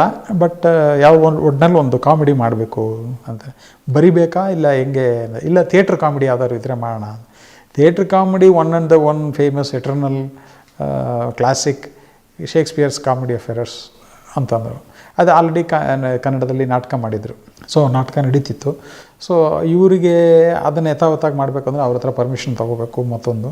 ಸೊ ಇವ್ರು ಏನು ಮಾಡಿದರು, ಸರಿ ಮಾಡೋಣ, ಫಸ್ಟ್ ಸ್ಕ್ರಿಪ್ಟ್ ಮಾಡೋಣ ಅಂತಂದರು. ಸೊ ಮಾಡಿ ಸರ್, ನಾವೇ ಟೆಕ್ನಿಷಿಯನ್ ಸೇರಿಕೊಂಡು ಎಷ್ಟಾಗ್ಬಿಡುತ್ತೆ, ಕಡಿಮೆ ಬಡ್ಜೆಟಲ್ಲಿ ನಾವು ಮಾಡ್ಬೋದು. ಒಬ್ಬೊಬ್ಬರು 10, 5 ಲಕ್ಷ, 7 ಲಕ್ಷ, 6 ಲಕ್ಷ, 3 ಲಕ್ಷ ಎಷ್ಟಾಗುತ್ತೋ ಒಬ್ಬರಿಗೆ ನಾವು ಟೆಕ್ನಿಷಿಯನ್ಗಳೇ ಸೇರಿಕೊಂಡು ಸಿನಿಮಾ ದುಡ್ಡು ಹಾಕಿ ಮಾಡಿಬಿಡೋಣ ಬನ್ನಿ ಅಂಥೇಳಿ ಮಾತಾಡ್ಕೊಂಡ್ವಿ. ಅಲ್ಲಿ ಒಂದು ಚಿತ್ರ ಸಮೂಹ ಅನ್ನೋ ಒಂದು ಬ್ಯಾನರ್ ಹುಟ್ಟಾಕಿದ್ವಿ ನಾವು. ಅಲ್ಲಿ ಬರೀ ಟೆಕ್ನಿಷಿಯನ್ಸ್ಗಳೇ ನಾವು ಸೇರಿಕೊಂಡು ಸಿನಿಮಾ ಮಾಡೋದು ಅಂತ ನಿರ್ಧಾರ ಆಯಿತು. 1-2 ತಿಂಗಳಾದಮೇಲೆ NS ಶಂಕರ್ ಅವರು ಡೈಲಾಗ್ ವರ್ಷನ್ ಎಲ್ಲ ರೆಡಿ ಮಾಡ್ಕೊಂಡು ಸ್ಕ್ರೀನ್ ಪ್ಲೇ ರೆಡಿ ಮಾಡ್ಕೊಂಬಂದು ನಮ್ಮೆಲ್ಲರಿಗೂ ಕತೆ ಹೇಳಿದರು.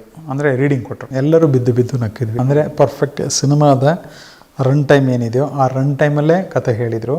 So everybody was excited. ಆಗಲೇ ನಮ್ಗನ್ಸಿತ್ತು ಈ ಶೂರ್ ಶಾಟ್ ಇದು 100% ವಿನ್ ಆಗುತ್ತೆ, ಖರ್ಚು ಕಡಿಮೆ, ಒಂದೇ ದಿವಸದ ಕತೆ, 10ರಿಂದ 5 ಗಂಟೆವರೆಗೂ, ಬೆಳಗ್ಗೆ 10 ಗಂಟೆಯಿಂದ ಸಂಜೆ 5 ಗಂಟೆ ಒಳಗೆ ನಡೆಯುವ ಕತೆ, ಒಂದೇ ಕಾಸ್ಟ್ಯೂಮು, ವೈಟ್ ಆ್ಯಂಡ್ ವೈಟ್.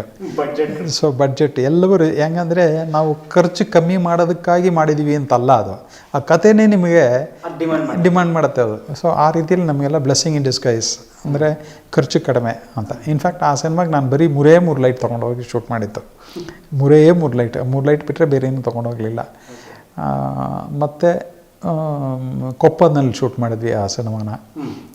ತುಂಬ ಎಲ್ಲರೂ ದೇವಸ್ಥಾನದ ಇದರಲ್ಲಿ ಅಂಗಳದಲ್ಲಿ ಶೂಟ್ ಇದು ಮಲ್ಕೊಂಡು, ದೇವಸ್ಥಾನದ ಮುಂದೆ ಒಂದು ನದಿ ಹರಿಯುತ್ತೆ, ಅಲ್ಲಿ ಸ್ನಾನ ಮಾಡಿಕೊಂಡು ಎಲ್ಲರೂ, ಇನ್ಕ್ಲೂಡಿಂಗ್ ರಮೇಶ್ ಅರವಿಂದ್, ಎಲ್ಲರೂ. ಅಂದರೆ nobody had luxury to stay in a hotel. ಯಾವ ಹೋಟ್ಲು ಇಲ್ಲ, ಎಂಥದ್ದು ಇಲ್ಲ.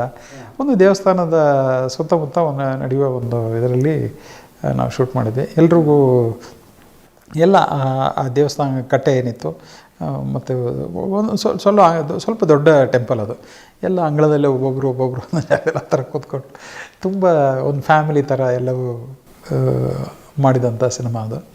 It was a very nice combination. ನನಗೆ ಅದರಲ್ಲಿ ಅತಿ ದೊಡ್ಡ ಎಕ್ಸ್ಪೀರಿಯೆನ್ಸ್ ಏನಂತಂದರೆ ಸ್ಪೆಷಲ್ ಎಫೆಕ್ಟ್ಸು. ಅಂದರೆ ಮಾಸ್ಕ್ ವರ್ಕ್ ಮಾಡುವ 2 ರಮೇಶ್ ಮತ್ತು 2 ಕಾಶಿಯವರು ಒಂದೇ ಫ್ರೇಮಲ್ಲಿ ಬರ್ತಾರೆ, ಮತ್ತು ಇನ್ನೊಬ್ಬನ ತೊಡೆ ಮೇಲೆ ಕೂತ್ಕೊಳ್ತಾನೆ. ಒಬ್ಬ ಇನ್ನೊಬ್ಬ ಕಾಶಿನ ತೊಡೆ ಮೇಲೆ ಮಲಗಿಸ್ಕೊಂಡಿರ್ತಾನೆ ಅಂತ. ಈ ಥರದ ಸ್ಪೆಷಲ್ ಎಫೆಕ್ಟ್ಸು ಆಗ VFX ಇಲ್ಲದೇ ಇರುವ ದಿನಗಳಲ್ಲಿ ನಾನು i3 ಕ್ಯಾಮ್ರಾದಲ್ಲೇ ಮಾಡುವ ಒಂದು ಸಾಹಸ ಕೈ ಹಾಕಿದ್ದೆ. ಯೂಶ್ವಲಿ ಸ್ಪೆಷಲ್ ಎಫೆಕ್ಟ್ಸಿಗೆ ಬೇರೆ ಕ್ಯಾಮ್ರಾಮನ್ಗಳನ್ನ ಕರೆಸೋ ವಾಡಿಕೆ ಉಂಟು, ಎಕ್ಸ್ಪರ್ಟ್ಸ್. ಅವರು ಸ್ಪೆಷಲ್ ಎಫೆಕ್ಟ್ ಕ್ಯಾಮ್ರಾಮನ್ ಅಂತಲೇ ಫೇಮಸ್ ಆಗಿರೋರು, ಅವ್ರನ್ನ ಕರೆಸೋರು ಚೆನ್ನೈಯಿಂದ. ನಾನು ಓದ್ಕೊಂಡು ಬಂದಿರೋನು, ನನಗೆಲ್ಲವೂ ಮಾಡೋಕ್ಕೆ ಬರುತ್ತೆ ಅಂಥೇಳಿ ಕಾನ್ಫಿಡೆಂಟಾಗಿ ನಾನು i3 ಕ್ಯಾಮ್ರಾದಲ್ಲೇ ಮಾಡಿದೆ. ಇವತ್ತಿಗೂ ನೋಡಿದರೆ ಎಲ್ಲಿ ಮಾಸ್ಕ್ ಮಾಡಿದ್ದೆ, ಯಾವ ರೀತಿ ಮಾಡಿದೆ, ಯಾವ ಒಂದು ಫ್ಲಾಸು ಕಣ್ಣು ಕಾಣಲ್ಲ, ಅಷ್ಟು ನೀಟಾಗಿರುತ್ತೆ ಅದು ಆ ವರ್ಕು. ಇನ್ಫ್ಯಾಕ್ಟ್ ಒಂದು ಕಾಶಿ ಇನ್ನೊಂದು ಕಾಶಿ ತೊಡೆ ಮೇಲೆ ಕೂತ್ಕೊಂಡು ಕೊನೆಯಲ್ಲಿ ಹೇಳ್ತಾನೆ ಸಮಾಧಾನ ಮಾಡಿಕೊಂಡು. ಅದು ಕೂಡ ಎಷ್ಟು ಅಂದರೆ ತುಂಬ ಡೆಲಿಕೇಟ್ ಅದು. ಇನ್ನೊಬ್ಬನ ಕೂರಿಸ್ಕೊಂಡು ಆ ಫಿಸಿಕಲ್ ಇಂಟರಾಕ್ಷನ್ ಇರುತ್ತೆ. ಆ ಫಿಸಿಕಲ್ ಇಂಟರಾಕ್ಷನ್ನು ಮಾಡಬೇಕು ಅಂದರೆ ತುಂಬ ಕಷ್ಟ. ಆ ಪಾಯಿಂಟ್ ಯಾವ ಪಾಯಿಂಟಲ್ಲಿ ನಾವು ಮಾಸ್ಕ್ ಮಾಡ್ತೀವಿ ಅನ್ನೋದು ತುಂಬ ಇಂಪಾರ್ಟೆಂಟ್. ಅದು ಆ ಥರದ್ದೊಂದು ಚಾಲೆಂಜಿಂಗ್ ವರ್ಕು ಆ ಸಿನಿಮಾದಲ್ಲಿ ಆಗಿತ್ತು ನನಗೆ.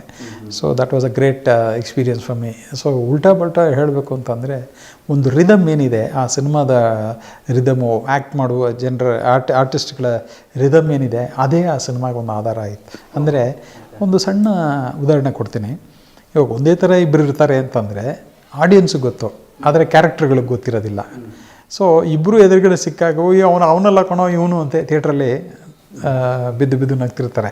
ಅಂದರೆ ಈಗ ಒಂದು ಅನಾಹುತ ನಡೆಯುತ್ತೆ ಅಂತ ಆಡಿಯನ್ಸಿಗೆ ಗೊತ್ತಿರುತ್ತೆ, ಆಲ್ರೆಡಿ ಗೊತ್ತಿರುತ್ತೆ, ಕ್ಯಾರೆಕ್ಟರ್ಗೆ ಗೊತ್ತಿರಲ್ಲ. ಅಂದರೆ ಆಡಿಯನ್ಸ್ನ ಒಂದು ಸುಪೀರಿಯರ್ ಪೊಸಿಷನಲ್ಲಿ ಇಡುವ ಒಂದು ಸ್ಕ್ರೀನ್ ಪ್ಲೇ ಆ ಥರದ್ದೊಂದು ಅಂದರೆ ಇವ್ರಿಗೆ ಗೊತ್ತು ಈಗ ಒಂದು ನಾನ್ಸೆನ್ಸ್ ಆಗತ್ತೆ ನೋಡು ಅಂತ, ಅವನ್ನ ಪೆಪ್ ಮಾಡಿ ಆ ಜಾಗದಲ್ಲಿ ಇಟ್ಟಿರ್ತೀವಿ ನಾವು. ಅವರಿಬ್ಬರು ಒದ್ದಾಡೋದನ್ನು ಇವನು ಬಿದ್ದು ನಗ್ತಿರ್ತಾನೆ. ಫಾರ್ ಎಕ್ಸಾಂಪಲ್ ಒಂದು ಸಣ್ಣ ಉದಾಹರಣೆಗೆ ಅಂತಂದರೆ, ಆಲ್ರೆಡಿ ಒಬ್ಬ ಬಿಸ್ನೆಸ್ ಮ್ಯಾನ್ ರಮೇಶ್ ಅವರು ಆ ಊರಲ್ಲಿ ಇದ್ದಾನೆ ಅಂತ ಗೊತ್ತು, ಆಡಿಯನ್ಸಿಗೆ ಎಸ್ಟಾಬ್ಲಿಷ್ ಮಾಡಿರ್ತೀವಿ. ಅದೇ ಊರಿಗೆ ಇನ್ನೊಬ್ಬ ಅವನು ನೋಡ್ಕೊಂಡು ಬಂದಿರ್ತಾನೆ. ಅವನು ಬಂದಾಗ ಅವನು ಫ್ಯಾಕ್ಟ್ರಿ ನಡೆಸ್ತಿರ್ತಾನೆ. ಯಾರು ಒಬ್ಬ ಬಿಸ್ನೆಸ್ ಮ್ಯಾನ್ ರಮೇಶು. ಅವ್ರ ಹತ್ರ ಈ ಒಂದು ಹುಡುಗಿ, ಸರ್ ನಾಳೆ ರಜೆ ಬೇಕು ಅಂತ, ರಜಾನ ಎಂಥದ್ದಿಲ್ಲ ಕೊಡೋಕ್ಕಿಲ್ಲ ಹೋಗಿ ಅಂತ ಹೇಳಿರ್ತಾರೆ. ಸರಿ, ಅದು ಅಲ್ಲೇ ಬಿಟ್ಟಿರ್ತೀವಿ ಆ ಸೀನ್ನ. ಆಮೇಲೆ ಈತ ರೋಡಲ್ಲಿ ಬರ್ತಾನೆ, ಏನೋ ಕಳ್ಳೆಕಾಯಿನೋ ಏನೋ ತಿನ್ಕೊಂಡು ಅಂಗಡೀಲಿ ಹಿಂಗೆ ತಿರುಗಿದ ತಕ್ಷಣ ಇವನು ಎದುರುಗಡೆ ಸಿಗ್ತಾನೆ.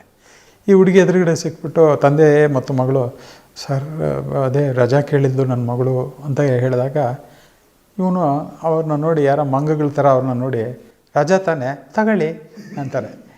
ಅಂದರೆ ನಿಮ್ಗೆ ಹೆಂಗೆ ಅನ್ಸುತ್ತೆ ಅಂದರೆ ಆಡಿಯನ್ಸ್ ಬಿದ್ದು ನಗ್ತಾರೆ. ಒಂದೇ ಡೈಲಾಗ್, ರಜೆ ತಾನೆ ತಗೊಳ್ಳಿ ಅಂದಾಗ ಇವಂದೇನು ಹೋಗಬೇಕು ತಗೊಳ್ಳಿ ಅಂದ. ಈ ಕಡೆ ಇರೋರು ಕೇಳಿದವ್ರು ಏನು ಅನಿಸುತ್ತೆ, ಓ ಯಾರು ಕೇಳಿದ್ರು ಅವ್ನು ತಗೊಳ್ಳಿ ಅಂತ ಹೇಳ್ಬಿಟ್ಟ, ಇಷ್ಟು ಭಾಷೆ ಹೇಳ್ಬಿಟ್ಟ ಅನ್ನೋದು ಅವ್ರಿಗೆ. ಆಡಿಯನ್ಸಿಗೆ ಏನು ಅನಿಸುತ್ತೆ ಅಂದರೆ, ಅವನೆಲ್ಲ ಕಾಣೋದು ಬೇರೆ ಯಾರೋ ಅಂದರೆ ಅವ್ರಿಗೆ ಗೊತ್ತೋದು ಬೇರೆ ಯಾರೋ ಅಲ್ಲ ಅನ್ನೋದು, ಬೇರೆ ಯಾರೋ ಅನ್ನೋದು. ಸೊ ಆ ಪೆಪ್ ಮಾಡಿ ಆ ಆಡಿಯನ್ಸನ್ನು ಆ ಸುಪೀರಿಯರ್ ಪೊಸಿಷನ್ನಲ್ಲಿ ಇಡೋದಿದೆಯಲ್ಲ, ಅದು ಸ್ಕ್ರಿಪ್ಟು.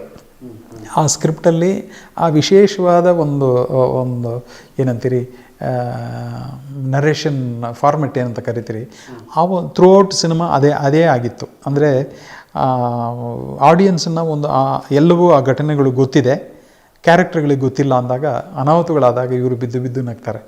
ಆ ಥರದೊಂದು format the entire cinema was done. So in fact ಕೊನೆಯಲ್ಲಿ ದತ್ತಣ್ಣ ಅವರು ಅದರಲ್ಲಿ ಇನ್ನೊಂದು ವಿಶೇಷ ಅಂದರೆ ಡೈರೆಕ್ಟರ್ನ ಮೆಚ್ಚಬೇಕಾದ ವಿಷಯ, ಡೈರೆಕ್ಟರ್ ದತ್ತಣ್ಣ ಅವರು ಅಲ್ಲಿವರೆಗೂ ಬರೀ ವಿಲ್ಲನ್ನು, ಮಿನಿಸ್ಟ್ರು ಇಂಥ ಪಾತ್ರಗಳೇ ಮಾಡ್ಕೊಂಬಂದಿದ್ರು. ಫಸ್ಟ್ ಟೈಮ್ ಆ ಸಿನಿಮಾದಲ್ಲೇ ದತ್ತಣ್ಣ ಅವ್ರನ್ನ ಕಾಮಿಡಿ ಮಾಡಿಸಿದ್ವಿ ನಾವು. ಅಂದರೆ ಒಂದೇ ಥರ ಇವನು ಬಂದು ಒಬ್ಬ ಕಂಪ್ಲೇಂಟ್ ಕೊಡ್ತಾನೆ, ನಾನು ಹೆಂಡ್ತಿ ಹೆಂಗೆ ಮಾಡಿಬಿಟ್ರು ಅಂತ. ಅಂದರೆ ಎಲ್ಲದಕ್ಕೂ ಸ್ಪಂದಿಸ್ತಾರೆ. ಅಂದರೆ ಈ ಇನ್ಸ್ಪೆಕ್ಟರ್ ಒಂಥರ ಹುಚ್ಚಿನ ಥರ ಆಡ್ತಿರ್ತಾರೆ ದತ್ತಣ್ಣ.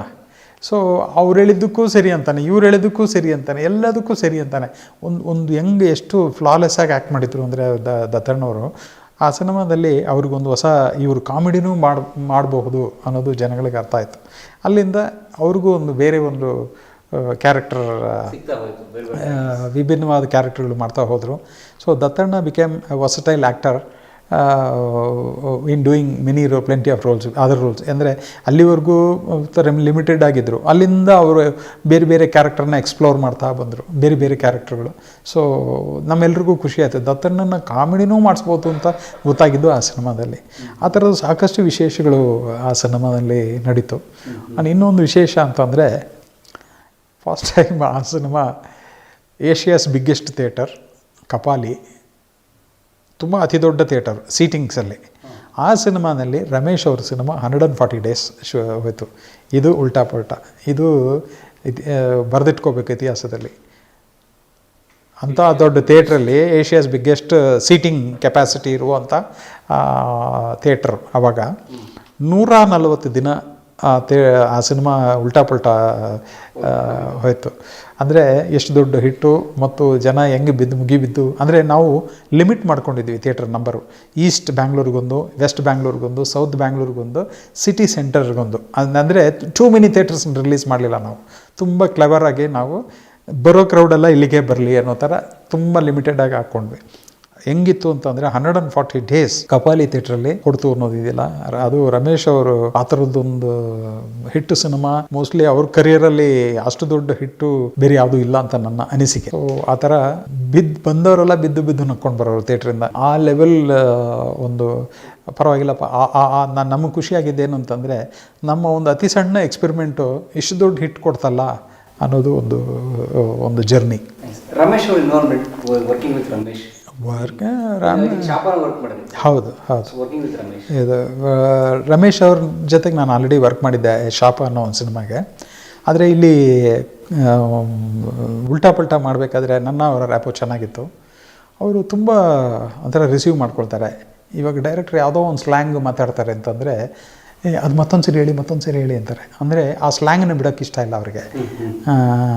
ಮತ್ತದೇ ಕೆಲಸ ಮಾಡ್ತೀರಲ್ಲಯ್ಯ ಅನ್ನೋದಿದೆಯಲ್ಲ, ಅದು ಡೈರೆಕ್ಟ್ರ್ ಹೇಳುವ ರೀತಿ ಇದೆಯಲ್ಲ, ಅದನ್ನು ಅದೇ ಥರ ಕ್ಯಾಚ್ ಮಾಡಿ ವಾಪಸ್ ಕೊಡ್ತಾರೆ ರಮೇಶ್ ಅವರು.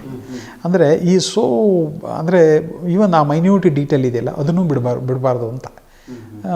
ಅಷ್ಟು ಅಂದರೆ ಆ ಪಾತ್ರಗಳ ಈ ಕಡೆ ಆ ಕಡೆ ಎರಡೂ ಪಾತ್ರಗಳನ್ನ ತುಂಬ ಕರೆಕ್ಟಾಗಿ, ಈ ಕಡೆ ಬಂದವನು ಸ್ವಲ್ಪ ಟೆಂಪರ್ಮೆಂಟಲ್ಲು, ಈ ಕಡೆ ಬಂದವನು ಸ್ವಲ್ಪ ತಲಾಟೆ ಥರ, ಅದು ಎರಡೂ ಚೆನ್ನಾಗಿ ನಿಭಾಯಿಸಿದರು. ಈ ಹ್ಯಾಡ್ ಕನ್ಸಿಸ್ಟೆನ್ಸಿ ತುಂಬ ಚೆನ್ನಾಗಿ ಮೇಂಟೈನ್ ಮಾಡ್ತಾರೆ. Working with him was as a great experience. ಅವ್ರ ಜೊತೆ ವರ್ಕ್ ಮಾಡೋದು ಒಂದು ಒಳ್ಳೆಯ ಲರ್ನಿಂಗ್ ಎಕ್ಸ್ಪೀರಿಯನ್ಸ್. ಒಬ್ಬ ಆ್ಯಕ್ಟ್ರು ಎಷ್ಟು ಕನ್ಸಿಸ್ಟೆಂಟಾಗಿ, ಅಂದರೆ ಅವರು ಮಾಡ್ತಾ ಇರುವ ಪ್ರಿಪರೇಷನ್ ನಮಗೆ ಗೊತ್ತಾಗೋದಿಲ್ಲ, ಬಟ್ ಆ್ಯಕ್ಟ್ ಮಾಡಬೇಕಾದ್ರೆ ಸ್ಕ್ರೀನಲ್ಲಿ ಆ ಮೈನ್ಯೂಟ್ ಡೀಟೇಲ್ ಗಮನಿಸಿದರೆ ಇಷ್ಟೆಲ್ಲ ಅವರು ಪ್ರಿಪೇರ್ ಆಗಿ ಇದನ್ನು ವಾಪಸ್ ಕೊಟ್ಟಿದ್ದಾರೆ ಅನ್ನೋದು ಅರ್ಥ ಆಗುತ್ತೆ. Is a very sensible actor and is been directing lot of comedy movies also. So ಅವ್ರ ಜೊತೆನೂ ಒಂದು ಒಳ್ಳೆಯ, ಅಂದರೆ ಹೈಲಿ ಸೆನ್ಸಿಬಲ್, ಚೆನ್ನಾಗಿ ಅವ್ರಿಗೆ ಭಾಷೆ ಚೆನ್ನಾಗಿ ಅರ್ಥ ಆಗುತ್ತೆ, ಅದನ್ನು ಹಿಡ್ಕೋಬೇಕು ಅಂತ ಪ್ಲ್ಯಾನ್ ಮಾಡ್ತಾರೆ. ಪರ್ಫಾರ್ಮೆನ್ಸು ಅಷ್ಟೇ, ಓವರ್ ಆ್ಯಕ್ಟ್ ಮಾಡೋದಿಲ್ಲ. ಓವರ್ ಆ್ಯಕ್ಟ್ ಮಾಡೋಕ್ಕೆ ಇಷ್ಟ ಇದೆಯೋ ಇಲ್ಲೋ ನನಗೆ ಗೊತ್ತಿಲ್ಲ, ಬಟ್ ಆ ಪಾತ್ರದೊಳಗಿರ್ತಾರೆ. ಅದು ನನಗೆ ತುಂಬ ಇಷ್ಟ ಆಗುವಂಥದ್ದು. ಶಾಪ ಬಗ್ಗೆ ಮಾತಾಡೋಣ. Shaapa is a very big epic ಅಂತ ಹೇಳ್ಬೋದು. ಅದನ್ನು ಮಾತಾಡಿದ್ರೆ ಗಂಟೆಗಟ್ಟಲೆ ವರ್ಷಗಟ್ಟಲೆ ಮಾತಾಡ್ಬೋದು, ಅಷ್ಟು ದೊಡ್ಡ ಇದು. ಶಾಪ is a most exciting movie in my career. ಮೊದಲನೇದಾಗಿ ನಾನು ವರ್ಕ್ ಮಾಡಿದ್ದು ಅಶೋಕ್ ಪಾಟೀಲ್ ಜೊತೆಗೆ. ಅಶೋಕ್ ಪಾಟೀಲ್ ಬಂದು BC ಪಾಟೀಲ್ ಅವರ ತಮ್ಮ. ಅವರ ಎಜುಕೇಷನ್ ಎಲ್ಲ ಅಮೆರಿಕಾದಲ್ಲಿ ಚಾಪ್ಮನ್ ಫಿಲ್ಮ್ ಯೂನಿವರ್ಸಿಟಿಲಿ ಡಿಗ್ರಿ ಇನ್ MFA ಡೈರೆಕ್ಷನಲ್ಲಿ ಮಾಡ್ಕೊಂಡು ಬಂದವರು. ಆಲ್ಮೋಸ್ಟ್ ಒಬ್ಬ ಫಾರಿನರ್ ಥರನೇ ಅವರು ಇಂಡಿಯಾಗೆ ಬಂದರು. ಬಂದು ಶಾಪ ಅನ್ನೋ ಒಂದು ಕತೆ ತಂದು ವರ್ಕ್ ಮಾಡ್ತೀರಾ ಅಂತ ಕೇಳಿದರು. ಎಷ್ಟೋ ಜನ ಮೀಟ್ ಮಾಡಿದ್ದಾರೆ.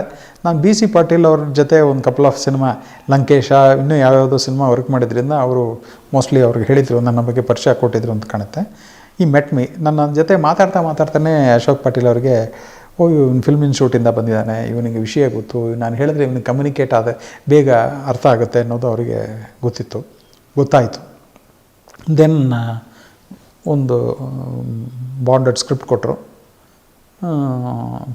ಓದ್ಕೊಂಡು ನನಗೆ ಒಪಿನಿಯನ್ ಕೊಡಿ ಅಂತ. ಮಾರನೇ ದಿವಸ ಹೇಳಿದೆ. ಯುವರ್ ಆನ್ ಬೋರ್ಡ್ ಅಂದರು. ನೀನು ನಮ್ಮ ಜೊತೆಗೆ ಬರ್ತಾಯಿದ್ದೀರಾ ಅಂತಂದರು. ಓಕೆ ಫೈನ್, ಏನಂದು ಇನ್ನೊಂದು 2 ತಿಂಗಳಲ್ಲಿ ಶೂಟ್ ಸ್ಟಾರ್ಟ್ ಮಾಡ್ತೀವಿ ಅಂತ ಹೇಳಿದ್ರು. ಆಮೇಲೆ ಎಲ್ಲರಿಗೂ ಒಂದೊಂದು, ಯಾರ್ಯಾರು ಆ್ಯಕ್ಟ್ ಮಾಡ್ತಿದ್ದಾರೋ ವರ್ಕ್ ಮಾಡ್ತಿದ್ದಾರೋ ಎಲ್ರಿಗೂ ಒಂದೊಂದು ಬುಕ್ ಮುಂಚೆನೇ ಕೊಟ್ಬಿಟ್ಟಿದ್ರು, ಇಡೀ ಸ್ಕ್ರಿಪ್ಟ್. ಅಂದರೆ ಹೋಮ್ವರ್ಕ್ ಮಾಡಿಕೊಂಡು ಒಂದು ಫೈನ್ ಡೇ, ಇಷ್ಟನೇ ತಾರೀಕು ಬನ್ನಿ ಎಲ್ಲರೂ ಅಂತ. ಈ ಕಡೆ ರೈಟಲ್ಲಿ ಸ್ಕ್ರಿಪ್ಟ್ ಇದ್ದರೆ ಲೆಫ್ಟಲ್ಲಿ ನಮ್ಮ ಅನಿಸಿಕೆಗಳು ಮತ್ತು plus minus, advantage disadvantage, preparation ಎಲ್ಲವೂ ಬರ್ಕೊಂಡು we should have A discussion ಅಂತ. ಒಂದು ಪಕ್ಕ ಹಾಲಿವುಡ್ ಸಿನಿಮಾ ವರ್ಕ್ ಮಾಡೋ ರೀತಿಯಲ್ಲಿ ಅವರು ವರ್ಕ್ ಮಾಡಿದರು. In fact he had a workshop, dialogue workshop ಇತ್ತು. ತಿಂಗಳಂಗಡಲೆ ಇದನ್ನು ಮಾಡಿದರು, ರಿಹರ್ಸಲ್ಸ್ ಮಾಡಿದರು ತುಂಬ. ಆಮೇಲೆ ಸ್ಪೆಷಲಿ ಸೆಟ್ಟಲ್ಲಿ, ಶೂಟಿಂಗಲ್ಲಿ ಒಬ್ಬರ ಹತ್ರನೂ ಸ್ಕ್ರಿಪ್ಟ್ ಪೇಪರ್ ಇರ್ತಿರಲಿಲ್ಲ. We are doing 26 scene tomorrow ಅಂತ ಎಲ್ರಿಗೂ ಯಾರ್ಯಾರು ಹೇಳಿದರು ಅಂದರೆ ಎಲ್ರಿಗೂ ಸೀನ್ ನಂಬರ್ 26 ಏನು ವಿಷಯ, ಯಾವ ಡೈಲಾಗ್ ಮಾತಾಡಬೇಕು, ಏನು ಪ್ರಿಪೇರ್ ಆಗಬೇಕು, ನನ್ನ ಕಡೆಯಿಂದ ಏನು ಪ್ರಿಪರೇಷನ್ನು, ಎಲ್ಲವೂ ಎಲ್ರಿಗೂ ಅರ್ಥ ಆಗ್ತಿತ್ತು. ಅಂದರೆ ಅವ್ರು ಹೇಳೋದು ಏನು ಅಂತಂದರೆ, we all should tell one story, director story. ಅವರೊಬ್ಬರದೇ ಕತೆ ಹೇಳಬೇಕು ನಾವೆಲ್ಲರೂ, ಅದರೊಳಗೆ ನಮ್ಮ ತಲೆ ಹಾಕಬೇಕು ಅಂತ. ನಮ್ಮದು ಸ್ವಂತ ಕತೆ ಹೇಳಬಾರ್ದು ಅಂತ. ನನ್ನ ಸ್ವಂತ ಕತೆ ಅಂದರೆ ನಾನೇನೋ ಬೇರೆ ಲೈಟಿಂಗ್ ಮಾಡಿಬಿಟ್ಟು ಬೇರೆ ಏನೋ ಮಧ್ಯದಲ್ಲಿ ದಿಢೀರ್ ಅಂತ ಬೇರೆ ಏನೋ ಒಂದು ಹೊಸ ಅರ್ಥ ಬರೋ ಥರ ಮಾಡೋಕ್ಕೋಗ್ಬಾರ್ದು ಅಂತ. ಅಂದರೆ ಹಾಲಿವುಡಲ್ಲಿ ಹೇಳೋದು ಏನು ಅಂತಂದರೆ, we all should tell one story, that is director story. ಒಂದು ಡೈರೆಕ್ಟರ್ ಸ್ಟೋರಿನ ನಾವೆಲ್ಲರೂ ಯೂನಿಟಿಯಾಗಿ ಕೆಲಸ ಮಾಡೋದಕ್ಕೆ ಪ್ರಯತ್ನ ಪಡಬೇಕು, ಕಾನ್ಸಂಟ್ರೇಷನ್ ಎಲ್ಲ ಅಲ್ಲಿರಬೇಕು ಅನ್ನೋದನ್ನು ಅವರಿಂದ ತುಂಬ ಕಲಿಯುವಂಥದ್ದಿದೆ. ಆ ಥರ ಫಸ್ಟ್ ಡೇ ಶೂಟಿಂಗು ಕಂಠೀರವ ಸ್ಟುಡಿಯೋದಲ್ಲಿ ದೊಡ್ಡ ಸೆಟ್ ಹಾಕಿದ್ರು. ಸೆಟ್ ಇತ್ತು ಅಂತ ಕಾಣುತ್ತೆ, ಇಲ್ಲಿ ಹಾಕಿದ್ರು ಒಂದು ಕೋರ್ಟ್ ಸೆಟ್. ಅಲ್ಲಿ ನಾನು ಎಲ್ಲ ಬೌನ್ಸ್ ಮಾಡಿ ಎಲ್ಲ ಲೈಟಿಂಗ್ ಮಾಡಿ ನನ್ನ ಒಂದು ಮಿನಿಮಮ್ 5-6 ಎಕ್ಸ್ಪೋಜರ್ ಬರುವಂಥ ಎಕ್ಸ್ಪೋಜರ್ನ ಇಟ್ಕೊಂಡು ಲೈಟಿಂಗ್ ಮಾಡಿ ರೆಡಿ. ತುಂಬ ನ್ಯಾಚುರಲಾಗಿ ಮಾಡಿದ್ದೆ, ಯಾಕಂದರೆ ಹಾಲಿವುಡ್ಡಿಂದ ಬಂದಿದ್ದಾರೆ, ನಾವು ಇಲ್ಲೆಲ್ಲರೂ ಕೃತಕವಾಗಿ ಮಾಡಿದ್ದಿದ್ರೆ ಗೊತ್ತಾಗ್ಬಿಡುತ್ತೆ ಇವರಿಗೆ ಅಂತೇಳಿ ನಾನು ನ್ಯಾಚುರಲಾಗಿ ಲೈಟ್ ಮಾಡಿ ರೆಡಿ ಮಾಡಿದೆ. ಅವರು ನೋಡಿಬಿಟ್ಟು ರೆಡಿ ಅಂದಿದ್ದ ಕೂಡಲೇ no no no no it's looking too bright, no ಇಷ್ಟೊಂದು ಲೈಟಾ, ಅಯ್ಯೋ my god, oh no no no no no ಅಂತಂದು ಶಾಕ್ ಆಗಿಬಿಟ್ರು. ನನ್ನಿಂದೆ no no no to get this output ನೀವು ಕಣ್ಣಲ್ಲಿ ಏನು ನೋಡ್ತೀರಾ ಹಂಗೇ ಇರುತ್ತದು, ಬಟ್ ಎಕ್ಸ್ಪೋಜರ್ ನನಗೆ ಅಷ್ಟು ಲೈಟ್ ಬೇಕು ಮಾಡೋದಕ್ಕೆ ಅಂತಂದೆ. No no no no no no ನನಗೆ ಅಷ್ಟೊಂದು ನನಗೆ ಅದು ಗೊತ್ತಿಲ್ಲ, ಅದು ಲೈಟ್ ಜಾಸ್ತಿ ಅಂತ ಅನ್ನಿಸ್ತಾ ಇದೆ ನನಗೆ ಅಂತ. ಅಂದರೆ ಕಣ್ಣಲ್ಲಿ ಎಷ್ಟು ನೋಡ್ತೀವೋ ಎಕ್ಸ್ಪೋಜರು ಅಷ್ಟೇ ಇರಬೇಕು ಅಂತ ಫೀಲ್ ಮಾಡೋ ಡೈರೆಕ್ಟ್ರ್ ಅವರು. ಇದು ಅವ್ರಿಗೆ ಹೇಳಿದ್ರೆ ಅರ್ಥ ಆಗಲ್ಲ. ಅಂದರೆ ಔಟ್ಪುಟ್ಟಲ್ಲಿ ನೀನು ಹೆಂಗೆ ಫೀಲ್ ಮಾಡ್ತೀವೋ ಹಂಗೆ ಬರುತ್ತೆ ಅಂದರೆ ಅವ್ರಿಗೆ ಅರ್ಥ ಆಗಲಿಲ್ಲ. ಕೊನೆಗೆ ಏನು ಮಾಡೋದು, ನೋ ನೋ ನೋ ಇದು ನನಗೆ ಜಾಸ್ತಿ ಅಂತ ಅನ್ನಿಸ್ತಾ ಇದೆ ಅಂತಂದರು. ನಿಮಗೆಲ್ಲರೂ ಆರ್ಟಿಫಿಷಿಯಲಾಗಿ ಅನ್ನಿಸ್ತಾ ಇದೆಯಾ ಲೈಟಿಂಗ್? ಅವನು ಇಲ್ಲ, ಆರ್ಟಿಫಿಷಿಯಲಾಗಿ ಅನ್ನಿಸ್ತಾ ಇಲ್ಲ, ಎಲ್ಲ ನ್ಯಾಚುರಲಾಗಿ ಅನ್ನಿಸ್ತಾ ಇದೆ, ಬಟ್ ಲೈಟಿಂಗ್ ಇಂಟೆನ್ಸಿಟಿ ಜಾಸ್ತಿ ಅನ್ನಿಸ್ತಾ ಇದೆ ಅಂತಂದರೆ. ಇಂಟೆನ್ಸಿಟಿ ಜಾಸ್ತಿ ಅನ್ನೋದು ನನ್ನ ಎಕ್ಸ್ಪೋಜರಿಗಾಗಿ ಅದು ಅಂತಂದೆ. ಇನ್ನೂ ಇದ್ರ ಸಮಾಧಾನ ಆಗಲಿಲ್ಲ ಅವರಿಗೆ. ಇಮಿಡಿಯೇಟಾಗಿ okay I give me 10 or 15 minutes ಅಂದೆ. ಎಲ್ಲ ಸೆಟ್ಟನ್ನು ಹೊರಗಡೆ ಕಳಿಸ್ದೆ, ಎಲ್ಲ ಡಿಫ್ಯೂಸ್ ಮಾಡಿಸ್ದೆ, ಲೈಟನ್ನ ಬೌನ್ಸ್ ಮಾಡಿಸ್ದೆ. ಅದೇ ಆ್ಯಂಗಲಲ್ಲೇ ಲೈಟ್ ಎಲ್ಲಿತ್ತೋ ಅಲ್ಲೇ ಇಲ್ಲಿ ಡೈರೆಕ್ಟಾಗಿ ಹಾಕಿರೋದನ್ನ ಬೌನ್ಸ್ ಮಾಡಿಸ್ದೆ. ಎಲ್ಲವೂ ಬೌನ್ಸ್ ಮಾಡಿಸಿ ಅದೇ ಆ್ಯಂಗಲಿಂದ ಬಂತು, ರೆಡಿ ಅಂತಂದೆ. ಒಳಗೆ ಬಂದ ಕೂಡಲೇ ಅವರು ಎಲ್ಲರೂ ಹುಡುಕ್ತಿದ್ದಾರೆ ಎಲ್ಲಿಂದ. ದಿಸ್ ಕರೆಕ್ಟಾಗಿದೆ, ದಿಸ್ ಇಸ್ ಫೈನ್ ಅಂತಂದರು. ಅಂದರೆ ಅವರಿಗೆ ಕಣ್ಣಿಗೆ ಜಾಸ್ತಿ ಕಾಣದೇ ಇರಬೇಕು, ಅಂದರೆ ಲೈಟಿಂಗ್ ಮಾಡಿದ್ದೀವಿ ಅಂತ ಅನ್ನಿಸ್ಬಾರ್ದು ಅನ್ನೋದು ಅವರ ವೆಸ್ಟರ್ನ್ ಅಮೆರಿಕನ್ ಕಲ್ಚರ್, ಅದು ಅಲ್ಲಿಯ ಫಿಲ್ಮ್ ಮೇಕಿಂಗ್ ಇದದು. ಸೊ ನಾನು ಯಾವಾಗ ಆ ಥರ ಮಾಡಿದ್ನೋ ಅವರಿಗೆ ತುಂಬ yes perfect, I want this ಅಂತಂದರು. ಅಂದರೆ ನಾನು ಅದನ್ನು ಮಾಡ್ಕೋಬೇಕಂದ್ರೆ I have to open my aperture, exposure, I have to manipulate what is going on. ಅದು ಅಂದರೆ ನಾನು ಡೆಪ್ತ್ ಆಫ್ ಫೀಲ್ಡ್ ಜಾಸ್ತಿ ಅಂತ ಇರಲಿ ಅನ್ನೋದಕ್ಕಾಗಿ ನಾನು ವರ್ಕ್ ಮಾಡಿರ್ತೀನಿ. ಅವರಿಗೆ ರಿಯಲಿಸ್ಟಿಕ್ಕಾಗಿ ಹೆಂಗಿರುತ್ತೋ ಹಂಗೆ ಬೇಕು ಅನ್ನೋದು ಅವ್ರ ಥಿಂಕಿಂಗ್. ಅದು ನನ್ನ ಅವರ ಮೊದಲನೇ ದಿನದ ರಿದಮ್ ಸಿಕ್ಕಿದ್ದು ಹಾಗೆ. ಸೊ ಅಲ್ಲಿಂದ ಅವ್ರಿಗೆ ಕಣ್ಣಿಗೆ ಏನು ಕಾಣ್ತಿದೆಯೋ ಹಂಗೇ ಲೈಟಿಂಗ್ ಮಾಡಬೇಕು ಅನ್ನೋದು ಇಡೀ ಸಿನಿಮಾದ ನಾನು ಕಂಡ ಒಂದು ಸತ್ಯ. ಮತ್ತು ಇಡೀ ಸಿನಿಮಾಗೆ ಹಂಗೆ ಮಾಡಿದ್ರಿಂದನೇ ಇಡೀ ಸಿನಿಮಾ ನನಗೆ ಆ ಸಿನಿಮಾಗೆ ಬೆಸ್ಟ್ ಸಿನಿಮಾಟೋಗ್ರಫಿ ಅವಾರ್ಡ್ ಬಂತು, ನನಗೆ ಬೆಸ್ಟ್ ಸ್ಕ್ರೀನ್ ಪ್ಲೇ ಅವಾರ್ಡ್ ಬಂತು, ಆ ಸಿನಿಮಾಗೆ ಬೆಸ್ಟ್ ಆ್ಯಕ್ಟ್ರಸ್ ಅವಾರ್ಡ್ ಬಂತು, ತುಂಬ ಅವಾರ್ಡ್ಸ್ಗಳು ಬಂತು ಆ ಸಿನಿಮಾಗೆ. ಅಂದರೆ ಅಷ್ಟು ನೀಟ್ನೆಸ್ ಇತ್ತು ಆ ಸಿನಿಮಾದಲ್ಲಿ, ಅಷ್ಟು ಕ್ಲಾರಿಟಿ ಇತ್ತು. ಪ್ರತಿಯೊಂದು ವಿಷಯನೂ ಅವರು ತುಂಬ ಸ್ಲೋ ನರೇಷನ್ ಇತ್ತು, ಒಂದು ಯುರೋಪಿಯನ್ ಸಿನಿಮಾ ಫೀಲ್ ಇತ್ತು. ಬಟ್ ಕಾಂಟೆಂಟು ಕಾಂಟೆಂಪ್ರರಿ ಆಗಿರಲಿಲ್ಲ ಆವಾಗ. ಸ್ವಲ್ಪ ಅಂದರೆ ಆಗತಾನೇ ಉಪೇಂದ್ರ ಅವ್ರದ್ದು H2O ಬಂದಿತ್ತು. ಈ H2O ಇನ್ನೊಂದು ವರ್ಷನ್ ಇದು ಅಂತ ಹೇಳ್ಬೋದು. ಕರ್ನಾಟಕ ತಮಿಳುನಾಡಿನ ಕಾವೇರಿ ನೀರಿನ ಸಮಸ್ಯೆ ಅನ್ನೋದಿದೆಯಲ್ಲ, ಅದನ್ನು ಬೇರೆ ಒಂದು ವರ್ಷನಲ್ಲಿ, ಈಗ ಫಾರ್ ಎಕ್ಸಾಂಪಲ್ BC ಪಾಟೀಲ್ ಅವರು ತಮಿಳ, ರಮೇಶು ಕನ್ನಡಿಗ, ಈಕೆ ಕಾವೇರಿ.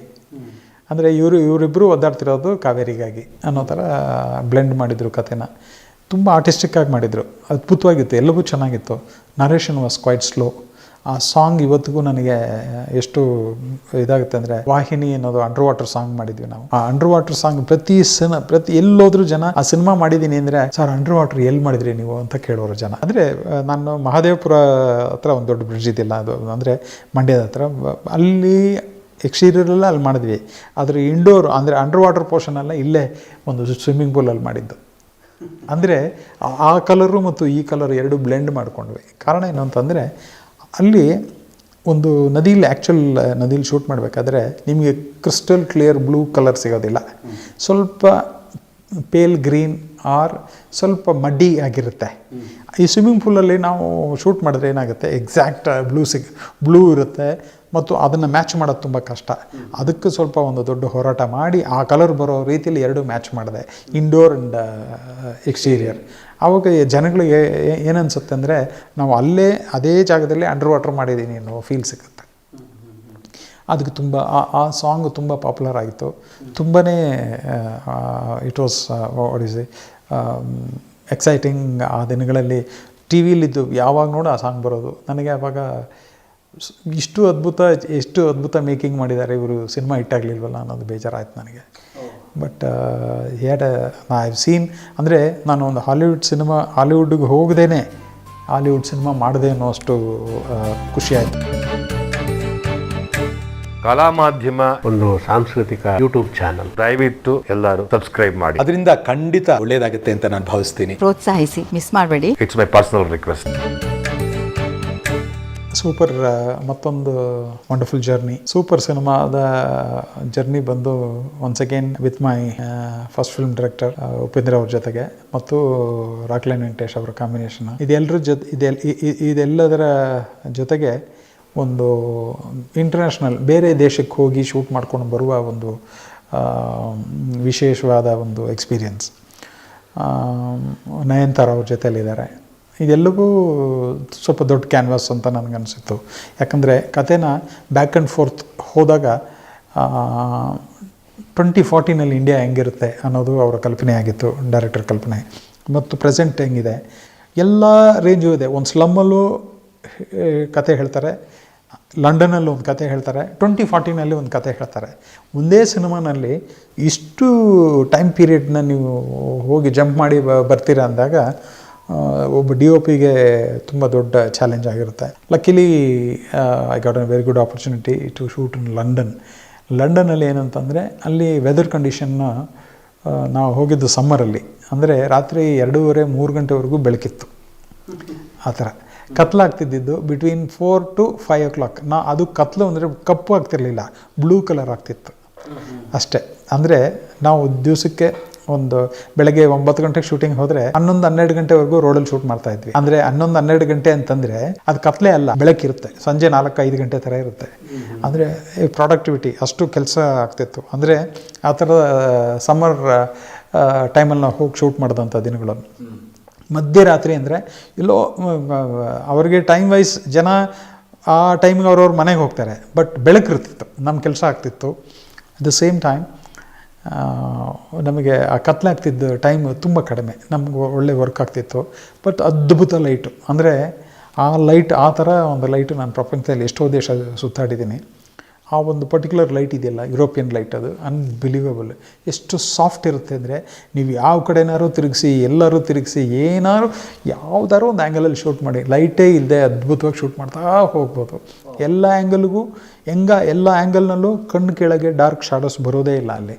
ಅಂದರೆ ನೆತ್ತಿ ಮೇಲೆ ಲೈಟು ಇದ್ದರೆ ತಾನೇ ನಿಮಗೆ ಕಣ್ಣು ಕೆಳಗೆ ಶಾಡೋ ಬರೋದು. ಆ ಥರ ಇರ್ತಾನೆ ಇರಲಿಲ್ಲ. ಎಲ್ಲ ಓವರ್ಕಾಸ್ಟ್, ಎಲ್ಲವೂ ಕ್ಲೌಡ್ ಇರ್ತಿತ್ತು, ಎಲ್ಲವೂ ಒಂಥರ ಗ್ರೇ ವೆದರ್ ಅಂತ ಏನು ಕರಿತೀವಿ ಆ ಥರ ಇರ್ತಿತ್ತು. ಎಲ್ಲ ಅಂಡರ್ ಐ ಎಲ್ಲವೂ ಕ್ಲಿಯರಾಗಿ ಕಣ್ಣು ಕಾಣೋದು, ವಿಜುವಲಿ ಎಲ್ಲವೂ ಬ್ಯೂಟಿಫುಲ್ಲಾಗಿ ಕಾಣೋದು. Nothing was over exposed, nothing was under exposed, everything was looking very clean. So ತುಂಬ ಜನ ಸಿನಿಮಾಟೋಗ್ರಾಫರ್ಸ್ಗೆ ಯುರೋಪ್ ಅಂದರೆ ಡಿಲೈಟ್, ತುಂಬ ಅದ್ಭುತ ಅಂತ. ಅಲ್ಲಿ ಏನೂ ಮಾಡಬೇಕಾದ ಅಗತ್ಯ ಇಲ್ಲ. ಕ್ಯಾಮ್ರಾ ತೊಗೊಂಡೋಗಿ ಬೈ ಮಿಸ್ಟೇಕ್ ಎಲ್ಲೋ ಸುಮ್ಮನೆ ಹಿಂಗೆ ಇಟ್ಟರೆ ಸಾಕು, ಅದೊಂದು ಬ್ಯೂಟಿಫುಲ್ ಕಂಪೋಸಿಷನ್ ಸಿಗುತ್ತೆ. ಅಂದರೆ ಯುರೋಪಲ್ಲಿ ಆಲ್ರೆಡಿ ಅಷ್ಟು, ಒಂದು ಲೈಟು, ಎರಡನೇದು architecture, so many other aspect. ಅಷ್ಟು ಅದ್ಭುತವಾಗಿ ನಿಮಗೆ ಅಲ್ಲಿ ಬೆಸ್ಟ್ ಚಿತ್ರಗಳನ್ನ ನೀವು ಕ್ಯಾಪ್ಚರ್ ಮಾಡ್ಕೊಂಡು ಬರ್ಬೋದು. ಆ ಥರದ್ದೊಂದು ಎಕ್ಸ್ಟ್ರೀಮ್ ಕಂಡೀಷನಲ್ಲಿ ವರ್ಕ್ ಮಾಡಿ ಮುಗಿಸ್ಕೊಂಡು ದುಬೈಗೆ ಬಂದ್ವಿ. ಅಂದರೆ ಅಲ್ಲಿ ಚಳಿಲಿ ನಾವು ವರ್ಕ್ ಮಾಡಿದ್ವಿ. ಆಲ್ಮೋಸ್ಟ್ ಸಮ್ಮರ್ ಅಂದ್ರೂ ನಮಗೆ ಚಳಿನೇ, ಅದು ಅಂಥ ಚಳಿ. ಅದಾಗಿದ್ದ ಕೂಡಲೇ ನಾವಿಲ್ಲಿ ದುಬೈಗೆ ಬಂದ್ವಿ. ದುಬೈಗೆ ಬಂದು ಶೂಟ್ ಮಾಡಬೇಕಾದ್ರೆ 52-53 ಡಿಗ್ರಿ ಸೆಲ್ಸಿಯಸ್. ನನ್ನ ಲೈಫಲ್ಲಿ 53-52 ನಾನು ನೋಡೇ ಇಲ್ಲ, ಕೇಳೂ ಇಲ್ಲ ನನ್ನ ಲೈಫಲ್ಲಿ. ಆ ಥರ ಕಿವಿ, ಕಣ್ಣು ಎಲ್ಲ ಮಂಜಾಗ್ಬಿಡೋದು, ಅಷ್ಟು ಭಸ್ಮ ಬರೋದು, ಆ ಲೆವೆಲ್ ಹೊಗೆ ಬರೋದು, ವಿಚಿತ್ರ ಆಗೋದು. ಇಲ್ಲಿ ಏನು ಯಾವುದು ಬಿಲ್ಡಿಂಗ್ಗಳು ಸರಿಯಾಗಿ ಕಾಣ್ತಿರ್ಲಿಲ್ಲ, ಎಲ್ಲ ಮಂಜಾಗಿ ಕಾಣೋದು. ಏನಪ್ಪ ಅಂತಂದರೆ ಅಷ್ಟು ಫಾಗ್ ಥರ ಇರೋದು, ಅದು ಹೇಜ್, ಅದು ಅಟ್ಮಾಸ್ಫಿಯರಿಕ್ ಹೇಜ್ ಅದು. ಅಂದರೆ ನಾನು ಇದು ಪೋಲರೈಸರ್ ಫಿಲ್ಟ್ರೆಲ್ಲ ಹಾಕಿ ಕಟ್ ಮಾಡಿ ನೋಡಿದ್ರೆ ಮಾತ್ರ ಆ ಬಿಲ್ಡಿಂಗ್ ಕ್ಲಿಯರಾಗಿ ಕಾಣೋದು.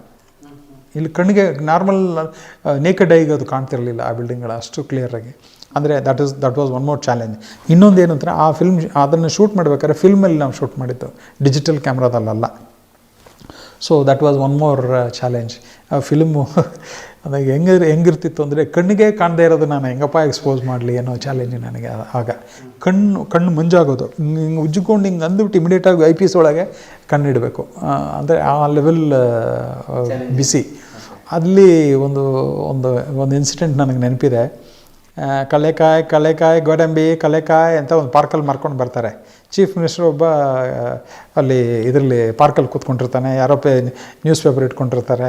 ನಮ್ಮ ಇಂಡಿಯನ್ಸು, ಫಾರಿನರ್ಸು ಕಡಲೆಕಾಯಿ ಮಾರ್ಕೊಂಡು ಬರ್ತಿರ್ತಾರೆ. ಅಲ್ಲಿ ಆ ಥರದ್ದೊಂದು ಸೀನ್ ಶೂಟ್ ಮಾಡಿ, ಅದು ರೆಗ್ಯುಲರ್ ಪಾರ್ಕ್. ಅದು ಹಿಂದೆ ಬ್ಯಾಕ್ಗ್ರೌಂಡಲ್ಲಿ ಸ್ಕ್ರೇಪರ್ಸ್ ಎಲ್ಲ ಇದ್ದಾವೆ.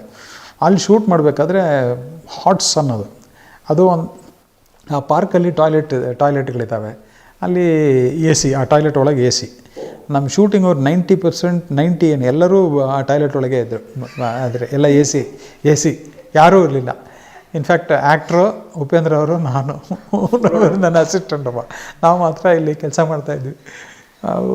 ಮಾಡಿ ಎಲ್ಲ ಬೆವರ್ತಾ ಇದ್ದೀವಿ. ಇನ್ನೊಂದು ಆಗ್ತಾಯಿದೆ, ನಾವು ಶೂಟ್ ಮಾಡ್ತಾಯಿದ್ರೆ ಕಣ್ಣೊಳಗೆಲ್ಲ ನೀರು ಬರ್ತಾಯಿದೆ. ಅದರೊಳಗೆ ಅದ್ರ ಥ್ರೂ ನೋಡ್ತಾ ಇದ್ದೀವಿ.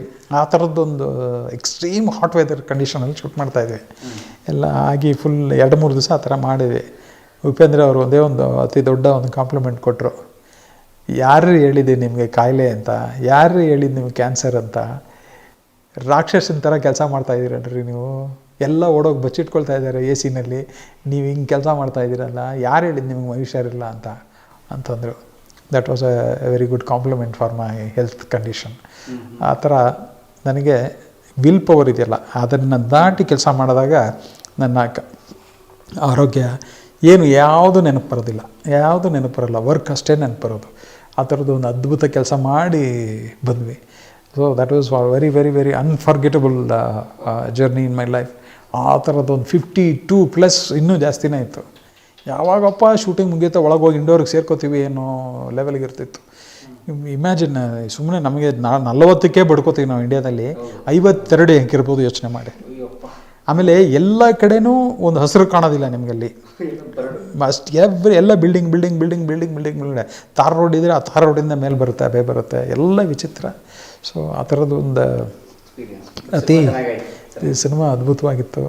ಕಾನ್ಸೆಪ್ಟ್ ಉಪೇಂದ್ರ ಅವರ ಅದ್ಭುತವಾದ ಕಾನ್ಸೆಪ್ಟೇ ಆ cinema. And production value, especially Rockline Venkatesh ಅವರು ಹೇಳಿದ್ರೆ ನಗು ಬರುತ್ತೆ.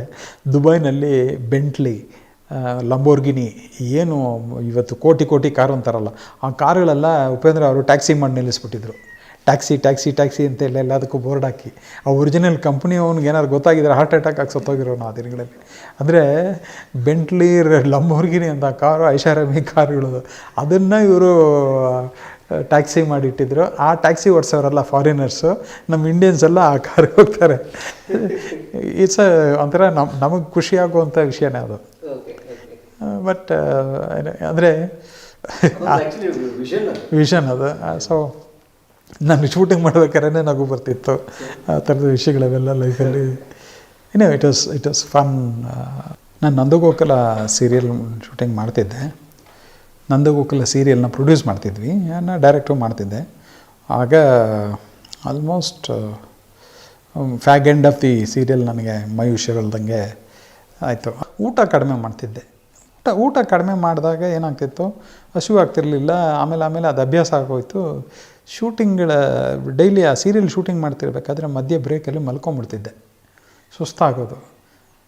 ಇಡೀ ಸೆಟ್ಟಲ್ಲಿರೋರೆಲ್ಲ ಗಮನಿಸಿದ್ದೇನು ಅಂತಂದರೆ, ಅಶೋಕ್ ಸರ್ ಯಾವತ್ತೂ ಹಿಂಗೆ ಕೂತ್ಕೊಳ್ಳಲ್ವಲ್ಲ, ಬ್ರೇಕಲ್ಲಿ ಮಲಗಿದಾರಲ್ಲ ಅಂತ ಹೋಗಿ ಮನೆಯಲ್ಲಿ ಕಂಪ್ಲೇಂಟ್ ಮಾಡಿದ್ದಾರೆ. ಅದಕ್ಕೇನು ಅಂತ ಒಂದು ದಿವಸ ಶಾಕ್ ಆಯ್ತು ಎಲ್ರಿಗೂ. ಮುಖ ಎಲ್ಲ ಕಪ್ಪಗಾಗ್ತಾಯಿದೆ, ಸಣ್ಣ ಆಗ್ತಾಯಿದ್ದೀನಿ. ಒಂದೇ we had a party at home. ಆಗ TN ಸೀತಾರಾಮ್ ಅವರು, ಮೋಸ್ಟ್ಲಿ ನಾಗ್ತಿಹಳ್ಳಿ ಚಂದ್ರಶೇಖರ್ ಅವರು, ರವಿ ಬೆಳಗೆರೆ, BK ಶಿವರಾಮ್, ಇವರೆಲ್ಲ ವಿಶ್ವೇಶ್ವರ ಭಟ್ಟ, ನಾವೆಲ್ಲರೂ ಒಂದೇ ಮನೇಲಿ ನಾವು ಒಂದು ದಿನ ವಿ ಹ್ಯಾಡ್ ಅ ಪಾರ್ಟಿ. ಆಗ TN ಸೀತಾರಾಮ್ ನನ್ನ ಮುಖ ನೋಡಿ, ಇಲ್ಲ ಏನೋ ಪ್ರಾಬ್ಲಮ್ ಇದೆ ನಿಮಗೆ, ಜಾಂಡೀಸೋ ಏನೋ ಆಗಿರಬೇಕು, ಕಪ್ಪಗಾಗಿದ್ದೀರಾ, ಸಣ್ಣ ಆಗಿದ್ದೀರಾ, ನೋಡೋಕ್ಕೆ ತುಂಬ ಡೇಂಜರ್ ಆಗಿ ಕಾಣ್ತಿದ್ದೀರಾ, you should go to some diagnostic centre and get checked. ನೀವು ಒಂದು ಮಾಸ್ಟರ್ ಹೆಲ್ತ್ ಚೆಕಪ್ ಮಾಡಿಸ್ಕೊಳ್ಳಿ ಅಂತಂದರು. ಒಂದು ಮಾಸ್ಟರ್ ಹೆಲ್ತ್ ಚೆಕಪ್ ಮಾಡಿಸ್ಕೊಳ್ಳೋಣ ಅಂತ ಅವರು ಮಾಡಿಕೊಂಡ್ರೆ ಎಲ್ಲ ಗೊತ್ತಾಗುತ್ತೆ ಏನು ಪ್ರಾಬ್ಲಮ್ ಇದೆ ಅನ್ನೋದು ಹೇಳಿದರು. ಆಯಿತು ಸರ್ ಅಂದೆ. ನಾನು ಹೋಗಲಿಲ್ಲ ಮಾರನೇ ದಿವಸ. ಅವ್ರು ಮತ್ತೆ ಫೋನ್ ಮಾಡಿದರು, ಅಶೋಕ್ ಹೋದ್ರಾ ಇಲ್ವಾ ಅಂತಂದರು. ಇಲ್ಲ ಸರ್ ಹೋಗ್ಬೇಕು ಅಂದ್ಕೊಂಡೆ, ನಾನು ಯಾವುದೋ ಕೆಲಸದಲ್ಲಿ. ನೀನು ಹೋಗಲಿಲ್ಲ ಅಂದರೆ ನಾನೇ ಕರ್ಕೊಂಡು ಹೋಗ್ತೀನಿ ನಾಳೆ ಬಂದು ಅಂದರು. ಇಲ್ಲ ಸರ್ ನಾನು ಹೋಗ್ತೀನಿ ಅಂತೇಳಿ ಹೋದೆ. ಅಲ್ಲಿ ಮಾರನೇ ದಿವಸ ಡಯಾಗ್ನೋಸ್ಟಿಕ್ ಸೆಂಟ್ರಿಗೆ ಹೋದೆ. ಗೊತ್ತಾಯಿತು ನನ್ನ WBC ಬಿಳಿ ರಕ್ತ ಕಣಗಳು 140ಕ್ಕೆ ಹೋಗಿತ್ತು ಅಂತ. ಯೂಶ್ವಲಿ ಮನುಷ್ಯನಿಗೆ ಇರಬೇಕಾಗಿರೋದು 1,40,000 ಹೋಗಿತ್ತು. ಯೂಶ್ವಲಿ ಬಿಳಿ ರಕ್ತ ಕಣಗಳು ಇರಬೇಕಾದ್ದು 4,000ದಿಂದ 11,000 ನಂದು 1,40,000 ಕೊಟ್ಟು ಹೋಗಿತ್ತು. ಅಂದರೆ ಬಿಳಿ ರಕ್ತ ಕಣಗಳು ಅಷ್ಟು ಹಾಳಾಗಿದೆ ಮತ್ತು ಕ್ಯಾನ್ಸರ್ ಆಗಿದೆ, ಲುಕೇಮಿಯಾ ಅನ್ನೋದು ಡಯಾಗ್ನೋಸ್ ಆಯಿತು. ಆವಾಗ ಎಲ್ಲರೂ ಶಾಕ್ ಆದರು. ಎಲ್ರಿಗೂ ಗೊತ್ತಾಗಿದ್ದೇನು ಅಂತಂದರೆ ಇನ್ನು ಕೆಲವೇ ವರ್ಷಗಳು ಉಳಿಯೋದು, 1-2 ವರ್ಷ ಉಳಿತಾರೆ ಅಂತ, 2-3 ವರ್ಷ ಉಳಿಬೋದು ಅಷ್ಟೇ ಮ್ಯಾಕ್ಸಿಮಮ್ ಅಂತ ಅಂದ್ಕೊಂಡು ಡಯಾಗ್ನೈಸ್ ಮಾಡಿದವರು ಹೇಳಿದ್ದು. ಮೇ ಬಿ ಮ್ಯಾಕ್ಸಿಮಮ್ 2-3 ಇಯರ್ಸ್ ಅಂತಂದರೆ. ನನ್ನ ವೈಫ್ ಅವ್ರ ಫ್ರೆಂಡ್ ಒಬ್ಬರು ಡಾಕ್ಟ್ರ್ ಇದ್ದರು, ಅವರು ಆಶಾ ಬೆನ್ಕಪ್ಪ ಅಂತೇಳಿ, ಅವರು ಕಿದ್ವಾಯಿ ಕರ್ಕೊಂಡೋದಾಗ ಅಲ್ಲಿ ಡಾಕ್ಟರ್ ಗೋವಿಂದ್ ಬಾಬು ಅಂತೇಳಿ ಅವರು ಬೋನ್ ಮ್ಯಾರೋ ಮಾಡಿಸ್ಕೊಂಬನ್ನಿ ಅಂತಂದರೆ, ಬೆನ್ನನ್ನು ಮೂಳೆ ಕೊರೆದು ಅಲ್ಲಿ ಬೋನ್ ಮ್ಯಾರೋ ಮಾಡಿಸಿ ಆದರೆ ಟೆಸ್ಟ್ ತೊಗೊಂಬನ್ನಿ ಅಂತ. ಅದನ್ನೆಲ್ಲ ಆಯಿತು. ಎಲ್ಲ ಆದಮೇಲೆ ಟ್ರೀಟ್ಮೆಂಟ್ ತೊಗೊಳ್ಳಿ, ಡೋಂಟ್ ವರಿ, ಸ್ವಲ್ಪ ದಿವಸದಲ್ಲಿ ರೆಡಿ ಆಗ್ತೀರಾ, ಡೋಂಟ್ ವರಿ ಅಂತ ಹೇಳಿದ್ರು. ಟ್ರೀಟ್ಮೆಂಟ್ ನಡೀತು. ಒಂದು ದಿನಕ್ಕೆ ಒಂದು ಮಾತ್ರೆ 5,000 ರೂಪಾಯಿ, ಒಂದು ಮಾತ್ರೆ. ತಿಂಗಳಿಗೆ 1,00,000 ಚಿಲ್ಲರೆ. ಇದು ನಡೀತಾ ಇತ್ತು, 1 ವರ್ಷ ನಡೀತು. ಬ್ಲಡ್ ಕೌಂಟೆಲ್ಲ ಕಡಿಮೆ ಆಯಿತು.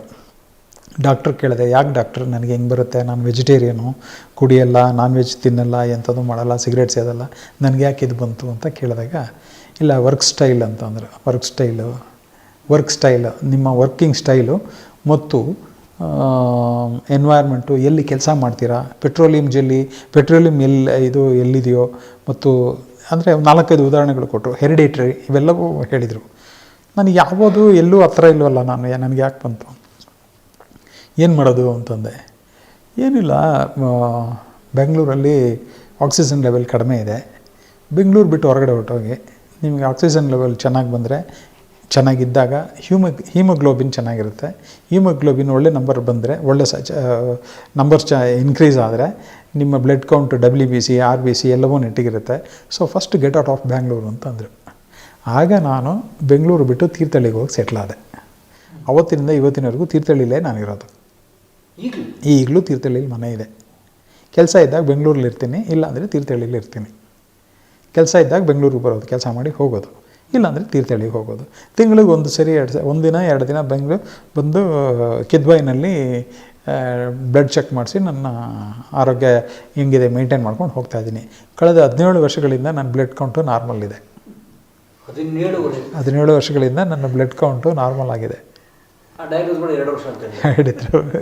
ಇವತ್ತು 17 ವರ್ಷದಿಂದ ನಾನು ಎಷ್ಟು ಹೆಲ್ದಿ ಆಗಿದ್ದೀನಿ, ಎಷ್ಟು ನಾರ್ಮಲ್ ಆಗಿದ್ದೀನಿ, ನನ್ನ ಬಣ್ಣ ನನಗೆ ವಾಪಸ್ ಬಂತು, ನಾನು ಆರೋಗ್ಯವಾಗಿದ್ದೀನಿ, ನನಗೆ ಯಾವ ಪ್ರಾಬ್ಲಮ್ಮೂ ಇಲ್ಲ.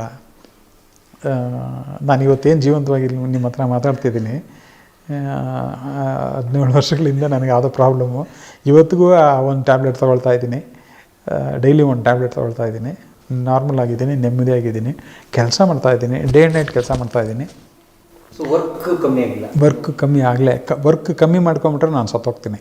ಅದಕ್ಕೆ ವರ್ಕ್ ಚೆನ್ನಾಗಿ ಮಾಡಿ ಆ ವರ್ಕಲ್ಲಿ ನನಗೇನು ಇಲ್ಲ ಅಂತ ನನ್ನನ್ನು ಇದನ್ನು ಎರೇಸ್ ಮಾಡ್ತಾಯಿದ್ದೀನಿ. ನನಗೇನು ಪ್ರಾಬ್ಲಮ್ ಇಲ್ಲ ಅನ್ನೋದನ್ನು ನಾನು ಸಿಗ್ನಲ್ ನನ್ನೊಳಗೆ ನಾನು ಕೊಟ್ಕೋತಾ ಇದ್ದೀನಿ.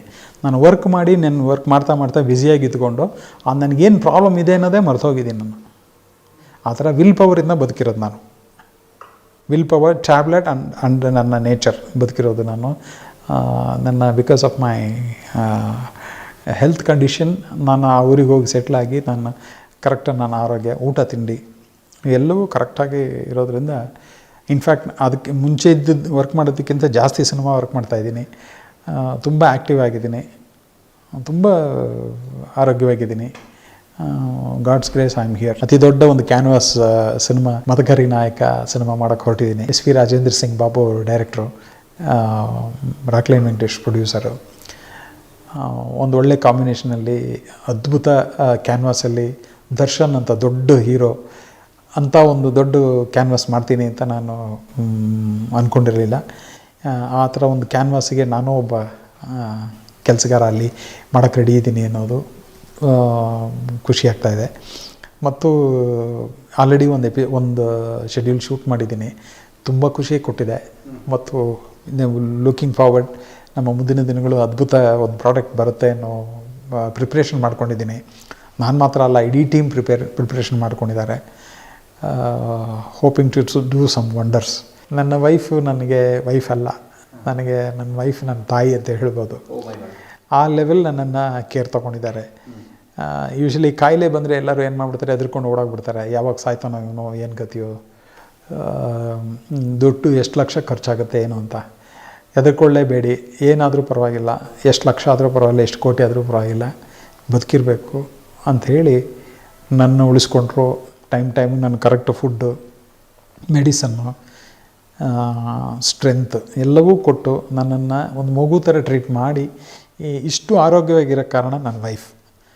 ಇಷ್ಟು ಆರೋಗ್ಯವಾಗಿ ಇಷ್ಟು ಚೈತನ್ಯ ತುಂಬಿಕೊಂಡು ಇಷ್ಟು ಅದ್ಭುತವಾಗಿ ಒಂದಲ್ಲ ಒಂದು ಕೆಲಸದಲ್ಲಿ ಅವಾಗ ತೊಡಸ್ಕೊಂಡು ನಾನು ಏನಾದ್ರು ಒಂದು ಕೆಲಸ ಮಾಡ್ತಾನೆ ಇರ್ತೀನಿ. ಹೇಳೋದು ಮರೆತೆ, ಇದ್ರ ಜೊತೆಗೆ ಬೇರೆ ಬೇರೆ ಯೂನಿವರ್ಸಿಟಿಗಳಿಗೆ, ಫಿಲ್ಮ್ ಸ್ಕೂಲ್ಗಳಿಗೆಲ್ಲ ಹೋಗಿ ಪಾಠ ಮಾಡ್ತಿರ್ತೀನಿ. ನನ್ನ ಲೈಫ್ ಎಕ್ಸ್ಪೀರಿಯೆನ್ಸು, ನನ್ನ ಜರ್ನಿನ ನಾನು ಶೇರ್ ಮಾಡ್ಕೊಳ್ತಾ ಇರ್ತೀನಿ. ನನ್ನ ನಾಲೆಡ್ಜನ್ನ ನಾನು ಶೇರ್ ಮಾಡ್ಕೊಳ್ತಾ ಇರ್ತೀನಿ. ನಾನು ಕಲಿತು ಬಂದದ್ದನ್ನು ಅವ್ರಿಗೆ ವಾಪಸ್ ಕೊಡೋಕ್ಕೆ ಟ್ರೈ ಮಾಡ್ತೀನಿ. ಅಂದರೆ ನಿಂತು ನೀರು ಆಗಬಾರ್ದು. ಹಾಗೆ ನೆಕ್ಸ್ಟ್ ಜನ್ರೇಷನ್ ನಾವು ಕಲ್ತಿದ್ದನ್ನು ವಾಪಸ್ ಕೊಟ್ಟು ಹೋಗಬೇಕು. ನಾನು ಕಷ್ಟ ಅನುಭವಿಸಿದ್ನಲ್ಲ ಆ ದಿನಗಳಲ್ಲಿ, ಅದು ಯಾರೂ ಅನುಭವಿಸೋದು ಬೇಡ. ಅಂದರೆ ಈಗ ಟೆಕ್ನಾಲಜಿ, ಈಗ ಯೂಟ್ಯೂಬನ್ನ ಒಂದು ಅತಿ ದೊಡ್ಡ ಯೂನಿವರ್ಸಿಟಿ ಇದೆ. ಆ ಯೂನಿವರ್ಸಿಟಿಲಿ ತುಂಬ ಜನ ಯೂಟ್ಯೂಬ್ಗೆ ಹೋಗಿ ಕಲಿತಾರೆ. ಯೂಟ್ಯೂಬ್ ಡೈರೆಕ್ಟರ್ಸ್ಗಳು ತುಂಬ ಜನ ಆಗಿಬಿಟ್ಟಿದ್ದಾರೆ. ಯೂಟ್ಯೂಬಲ್ಲೇ ತುಂಬ ಜನಕ್ಕೆ ಕಲಿಯೋ ಆಪರ್ಚುನಿಟೀಸ್ ಇದೆ. ಸೊ ಪ್ರಾಕ್ಟಿಕಲಾಗಿ ಬಂದು ಒಂಚೂರು ಟಚ್ ಮಾಡಿಕೊಂಡು ಕಲಿತು ಮಾಡೋ ಜನನೂ ಇದ್ದಾರೆ. ಸೊ ಲೈಫ್ ಈಸ್ ಈ ಜನ್ರೇಷನ್ಗೆ ತುಂಬ ಅನುಕೂಲ ಆಗಿದೆ. ಕಾರಣ ಏನು ಅಂತಂದರೆ, ನಮ್ಮ ಜನ್ರೇಷನ್ ಕಷ್ಟಪಟ್ಟಿದ್ದು ಈ ಜನ್ರೇಷನ್ ಪಡ್ತಾ ಇಲ್ಲ. ಅದನ್ನೆಲ್ಲ ನಾವು ಸರಿ ಮಾಡಿದ್ದೀವಿ. ಆ ಪ್ರಾಬ್ಲಮ್ಸ್ ಎಲ್ಲ ಇಲ್ಲಿದೆ. ಆಗಿದ್ದ ಹೇರಾರ್ಕಿ ಎಲ್ಲ ಕಡಿಮೆ ಆಗಿ ಈಗ ಲೈಫ್ ತುಂಬ 1-to-1 ಆಗಿದೆ. This generation technician should be very happy. ಈ ಜನ್ರೇಷನ್ ತುಂಬ ಕಲ್ತ್ಕೊಂಡಿದ್ದಾರೆ. ಅವ್ರ ಹತ್ರ ನಾವೇನಾದ್ರು ಕಲ್ತ್ಕೊಳ್ಳೋದು ಇರುತ್ತೆ. ಏನಾದ್ರು ಲೆಫ್ಟ್ ಟು ರೈಟ್ ಯೋಚನೆ ಮಾಡ್ತಿರ್ತಾರೆ. ನಾವು ನೋಡಿ ಹಂಗಲ್ಲ ಅಂಕಲ್, ಹಿಂಗೆ ತಿರುಗಿಸಿ ನೋಡಿ, ಹಿಂಗೆ ಮಾಡಿ ಅಂತಾರೆ. ಓಹೋ, ಹಿಂಗೂ ಯೋಚನೆ ಮಾಡ್ಬೋದಲ್ವಾ ಅಂಥೇಳಿ ಅವರಿಂದ ನಾವು ತಿಳ್ಕೊಳ್ಳುವ ಅವಕಾಶಗಳೇ ಜಾಸ್ತಿ. So never ending, I am nobody to guide anybody. Positive ಆಗಿರಿ ಲೈಫಲ್ಲಿ, ಯಾವುದಕ್ಕೂ ಕುಗ್ಗಬೇಡಿ, ನುಗ್ಗುತ್ತಾ ಇರಿ. By doing mistake you can learn a lot.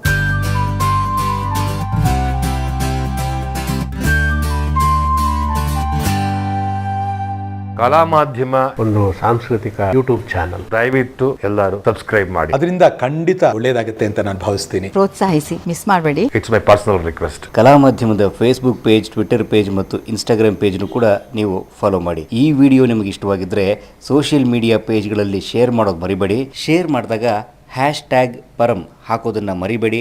ಆಗ ನೀವು ಶೇರ್ ಮಾಡಿದ ವಿಡಿಯೋಗಳು ನಮಗೆ ಸಿಗುತ್ತೆ, ನಾವು ಅದಕ್ಕೆ ಕಮೆಂಟ್ ಮಾಡ್ತೀವಿ. ಕನೆಕ್ಟ್ ಆಗಿರೋಣಂತೆ.